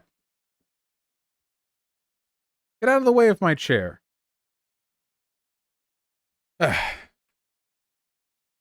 Thank you, Merrick. Out in the video. It's just a weird thing to do. It's like being like, here is the official thing that says that my ex is a bad person. Anyway, he says that in the police report that she was definitely done for methamphetamine. Now, that is definitely a thing you can use a police report for. Yeah, actually. Yeah. It is actually possible to use a police report as evidence that a person is bad. That is, yep, that is the thing, you know? Wow, that's just a police document saying rape of a minor. Whoa, wow, nice using a cop document, dude. Look at these police reports. It doesn't say anywhere here that she was done for meth. It says that she was done for being in possession of a controlled substance. You do know what a controlled substance is, don't you, Xanderhal? Many things. But no, Xan the man needs you to think that it is meth. You know, the bad drug that all the crazy, unhinged druggies do. All the crazy, unhinged druggies that steal things and hurt people and rob people and rape people. Just so they can get their fix. And making out that Lonnie is a person like that would fit his narrative.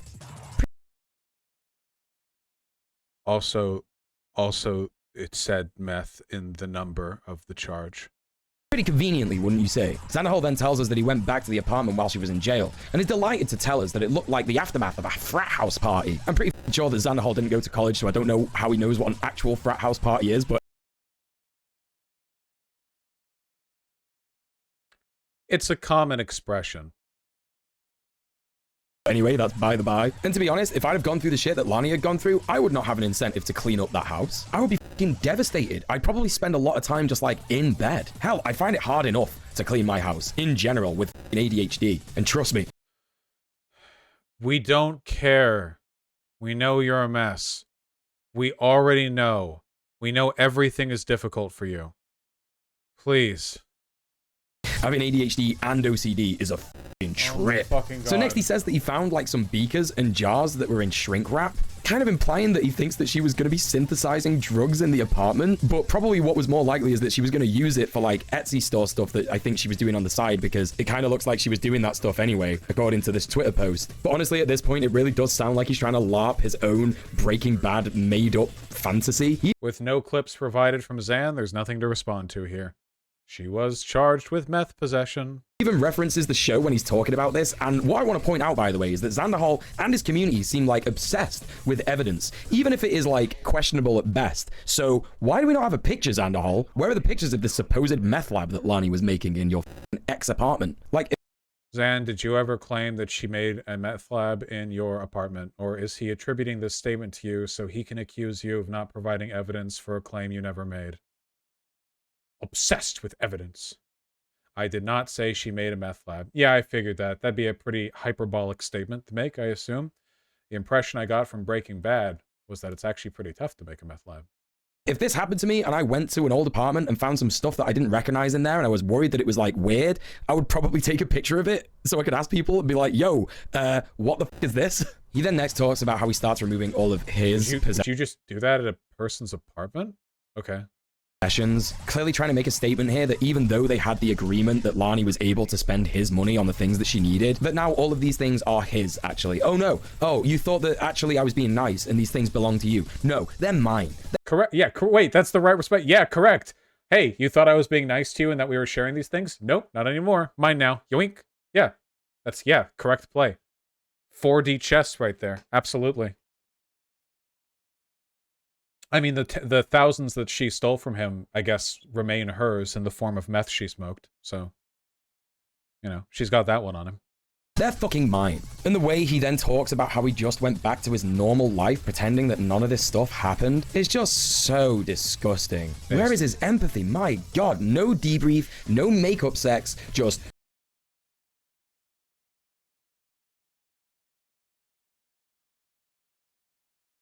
That is a deeply fucked up thing to say.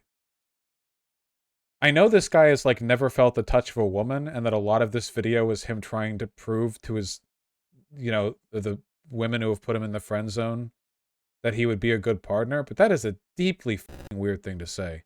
Deeply weird. Probability this guy is a rapist? I don't know. Flip a coin. Sweep it all under the carpet. Don't even think about your poor, homeless ex-girlfriend who has no money, has gone to jail, and whose life is falling apart. Just go. Damn, that sucks. I think she's fine, by the way. Didn't she, like, find a place? I don't care if she did, by the way. I mean, you shouldn't steal thousands of dollars and hide eviction notices while getting you and your partner evicted and a bunch of other stuff, you know? Like, yeah, it's... You don't have an obligation to look out for the well-being of the person who's stabbing you to death. I don't know what to say. Make your YouTube videos. Complete refusal to take responsibility of his actions. He tries to cover his tracks here by saying that if she really wanted to, Lani could get in touch with my mum. But even if that's the case, it is so irresponsible to cut off all communication with someone that you had been seeing for 2 years. No. Cutting off contact can be good, actually. It's really weird. Like, I've never even heard a person say this before. Like, it's wrong to cut off contact with a former partner. Leaving aside the context at play here, like no, that's just a thing you should do if it's an abusive relationship. To not even allow her to make her... My mom was finding cheap apartment listings for her. Yeah, I'm sure that you and your family or whatever were far kinder than this guy wants to claim. And I'm sure there's a lot of nuance that's getting left out here that makes you look better and her look worse. And she denied the offer. Well, there you go. Look, like Xan, honest to God, she's probably shacked up with one of the people that she was and smoking meth with while she was pretending to do the Airbnb job. Like, let's be real here, okay? Right? Like, whatever the circumstances involved here, I don't know. Like, I can't know. But even just with the basic information I have, like, this is so deeply up to, like, the attitude that he's taken here. And Xan is so in the right on, like, every okay, whatever. Case. Honestly, gang, I can't get over this. Like, I've had toxic relationships that were 6 months long where someone had been confirmed by multiple people to have been cheating on me, and I still didn't act like this. Oh my God, I cannot believe the gift of prophecy. Truly, it gives and it takes, does it not? Oh my God. I didn't think he would actually just say, I would never have acted like this, even if I had evidence I was being cheated with, or cheated on. But then he just, okay. Wow. Oh, okay. I want to point out, by the way, like, I think that a lot of people get really hysterical on this. Like, for me, stealing thousands of dollars and getting you and your partner evicted is, like, way farther up there than cheating or doing meth. I guess this is, like, everyone has their limits or whatever, but, like, if a partner that I had cheated on me, I've never been cheated on to my knowledge. I mean, maybe without my knowledge, but I've never, to my knowledge, been cheated on. I could imagine scenarios and working through that, right? Like, that's not... Most of the time, I think that'd be a deal breaker. I can imagine, like, there are circumstances, or, like, you know, if I really care about something, you know, what, I don't know, I can imagine it. I can't imagine a situation where somebody stole $10,000 from me and then got me and someone else evicted. Like, that's, to me, that's just a higher level. It's just way the fuck up there, you know? Yeah. Yeah, money over bitches, exactly, that's what I'm saying. Dollar, something, something, that's what I'm saying. Don't you usually have open relationships, so how would someone cheat on you? Wait, being in an open relationship doesn't mean you can just cheat on your partner. You have to talk about it beforehand. In open relationships, people are usually, like, communicative and... Yeah. Well, not usually. You have to be. Otherwise, it's just cheating. There are rules. I still tried to sort things out with this person. I gave them way more grace than this fucking man could even conceive. This next bit, I'm just gonna let him speak for himself, really. I have no intent to keep on paying to keep her items in storage. It's burning a hole in my pocket for me to even hold on to these things. I only saved them out of the... Damn, look, he even spent fucking money to not get all of her shit dumped into a burning trash fire. How nice of him. Kindness of my heart to try and be a good person, and it's only gotten me tangled up in more drama. I'd literally have less bullshit to deal with had I let her sentimental, irreplaceable items get trashed in the unit along with the rest of her stuff. No comment. Lots of notes, by the way, but no comment. Yeah, I'm sorry? What, guys, just spend all your money and die in poverty trying to hold on to all the material possessions of the person who stole money from you and got you evicted. I don't really think I need to cover any more of this video than what I've already mentioned, so I'll just leave you with this part. Xan references her mom's ashes and photo albums I saved. Yeah, hey, if Xan's still holding on to her mom's f***ing ashes in a storage unit, that's on Lonnie for not getting them. He saved them from getting trashed. Why the f*** is Lonnie not going for them? Is the twit longer that Lonnie made, and says that he's proud of his fans for already being skeptical before he'd had the chance to make this video. With that in mind, it's time to wrap this up. Is it? The long and short of this stuff is that Xanderhal is... This ugly freak is literally making subhuman trash like Mildred and Luna always seem rational. You know, I will say one thing. This really puts the Noah Samson video into perspective. This is, without question, the worst hit piece I have ever seen in left drama. In all of the left drama, that very broad category, this is actually the single worst hit piece. It's not even close. It's unambiguous and very far in the lead. This guy has set a record. I'm glad I went over this video because it's a million times worse than I thought it would be. I genuinely can't believe how bad it is. I can't believe what a piece of shit this guy is. Yeah, it's fucking despicable. This guy should be ashamed of himself. Fostered a community of liberal toxic masculinity. No one here is listening to the victim. No one at all actually even understands that Lani is a victim. Nor do they understand that Sophie or Kara or the Wokes Golds that he talked about are also victims. They actually believe that Xanderhal is the victim in all of these situations, despite him having all the... Crazy. Crazy, that belief. Absolutely wild that anyone would believe that. Power in the situation with Lani and his fans being predispositioned to support him in the case of Sophie, Kara, and the quote-unquote woke scolds. In the situation with Lani, he is your traditionally... I actually disagree. I think that Xan's fans were predisposed to support Lani. Lani had a pretty positive relationship with Xan's community. It's not like she was never a presence on his stream. And also, she's like... Well, she's not nice, obviously, now that we know what we know. But she has the affect of niceness. And also, she's like a cute girl, you know? I think that... And she dropped the info first.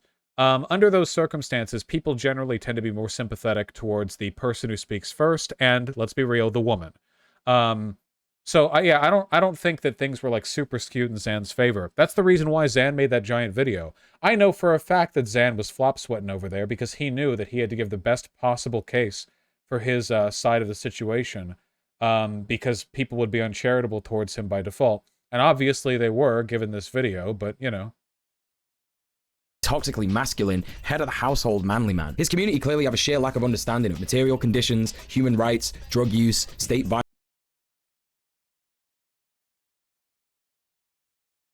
Fuck, man. The Mad Libs. Holy shit. Violence and financial violence, not to mention homelessness, which is a clear indication that he doesn't educate his community on those things. And the fact that he called his video on his breakup debunking the allegations against me sort of implies that there's a conspiracy against. By the way, banger thumbnail. Cherry, did you do that? With the meth X GF? Banger. You did that, Cherry? Cherry, banger work right there. He doesn't pay you enough.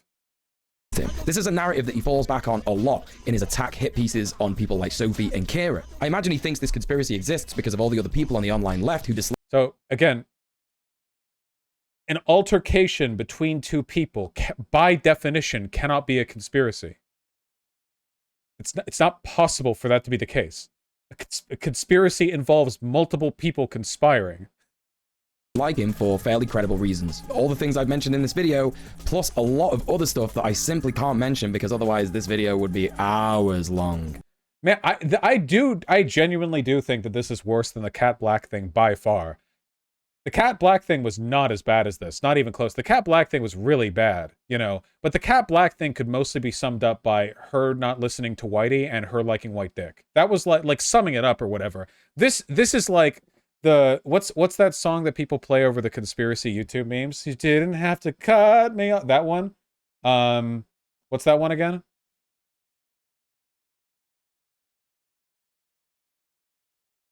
Oh, come on, give me the title. Somebody that you used to know. Yeah, it's like the somebody that I used to know of miserable partisan lefty drama. There are so many other people that I've not mentioned that Xanderhal has hurt with his ridiculous character assassinations and the harassment of his fans. I think we've covered a lot of facts in this video that point to our man Xan not having really recovered from his alt-right days. His misogyny is still there and he needs to do a lot of work to unlearn his harmful behaviors, plus his aggression towards trans people who disagree with him and his debate bro pals while simultaneously... Dan, do you think you could stay hard while f***ing somebody in front of this guy? Or do you think that'd be too weird and would throw you off your game? People in chat are saying too weird. I don't think I could. What's up? My internet is dying. I'm watching a slideshow. Never mind, Zan's dead. I think it'd be too weird. Sticking up for those who do what he says is clearly an example of his queer phobia not being properly dealt with either. His lack of good grace and faith in attacking Kira shows that he actually doesn't believe his own mantra that you can debate Nazis in the marketplace of ideas and convert them, because apparently someone having said bad stuff in the past is absolutely inexcusable if it's a woman that he doesn't like.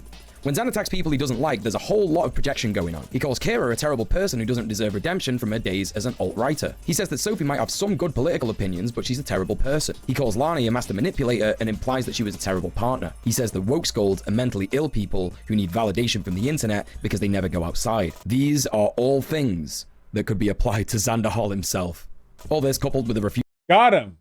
This conclusion seems like it's going to be boring. It has been a pretty long video. Let me cut through it a bit. Refusal to self-reflect simply means that he's a narrow-minded man. They don't want to change the mind too much. They enjoy the cruelty and puritanical cult-like behavior that's encouraged in white Western colonial society. He reinforces their prejudice and basically makes...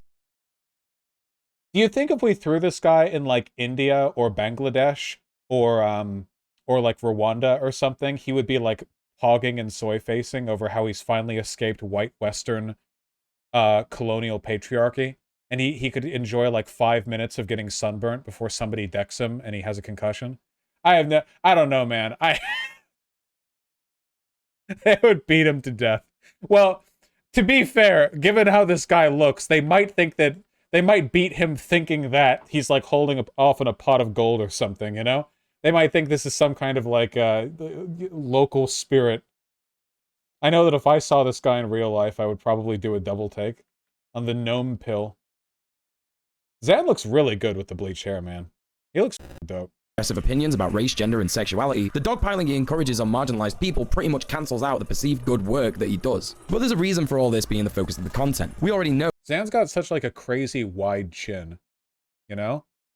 Like so much of his jaw is just the rectangle bottom of his face.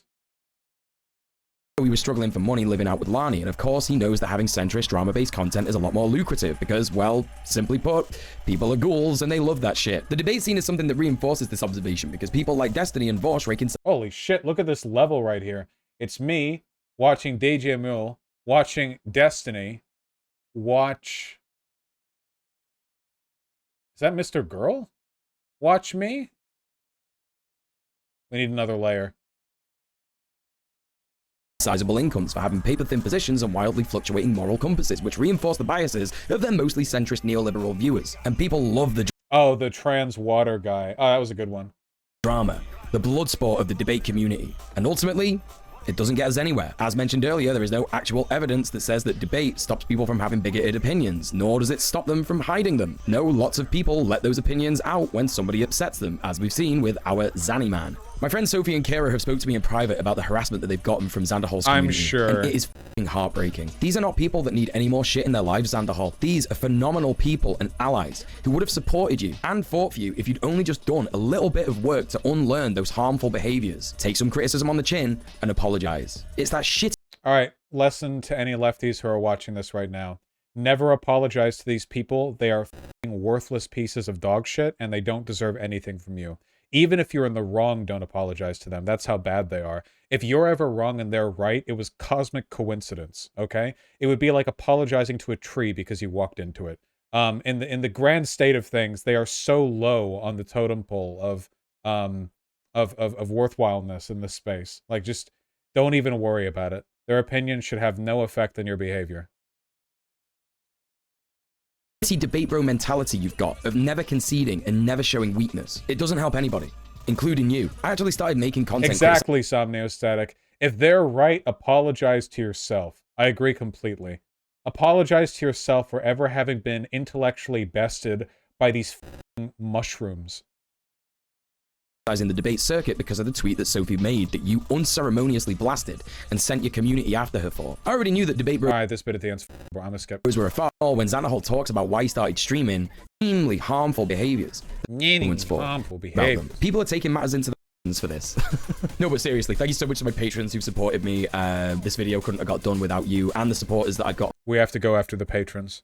We have to dismantle this this financial structure from top to bottom. No, don't do that. On Twitch, who keep me financially stable and allow me to do a job that I love. So please, please, please consider becoming a patron or supporting me on Twitch or even donating directly to my PayPal. All the links to do that stuff is going to Twitch streamer, huh? No. Be in the comments, and there's going to be a train of questions for me about the debate circuit at large, basically. Like, thank you so much for enlightening me about a lot of stuff that where all of the VODs are stored. And as always, thank you so much for watching. No. Miserable piece of shit. You know how I've said before that a person's politics is not an indicator of how morally good they are? Yeah, no. I have met people from every part of the political spectrum that are more morally righteous than this guy. Every part of the political spectrum. And you can rest assured in knowing that this guy would be a miserable sack of shit no matter what world he grew up in. You know, he's so unambiguously morally deficient that any society has its version of this guy, and they're all miserable and friend-zoned. I see that you've been dislike bombing this while I was away, and that's good. It's easy to dislike. All right, we sure did have an experience here today, huh? Wow. I don't normally go over videos that overtly reprehensible. You know, from like the lefty drama type stuff. You should see I actually created that fake Lenin quote. I like that Lenin quote.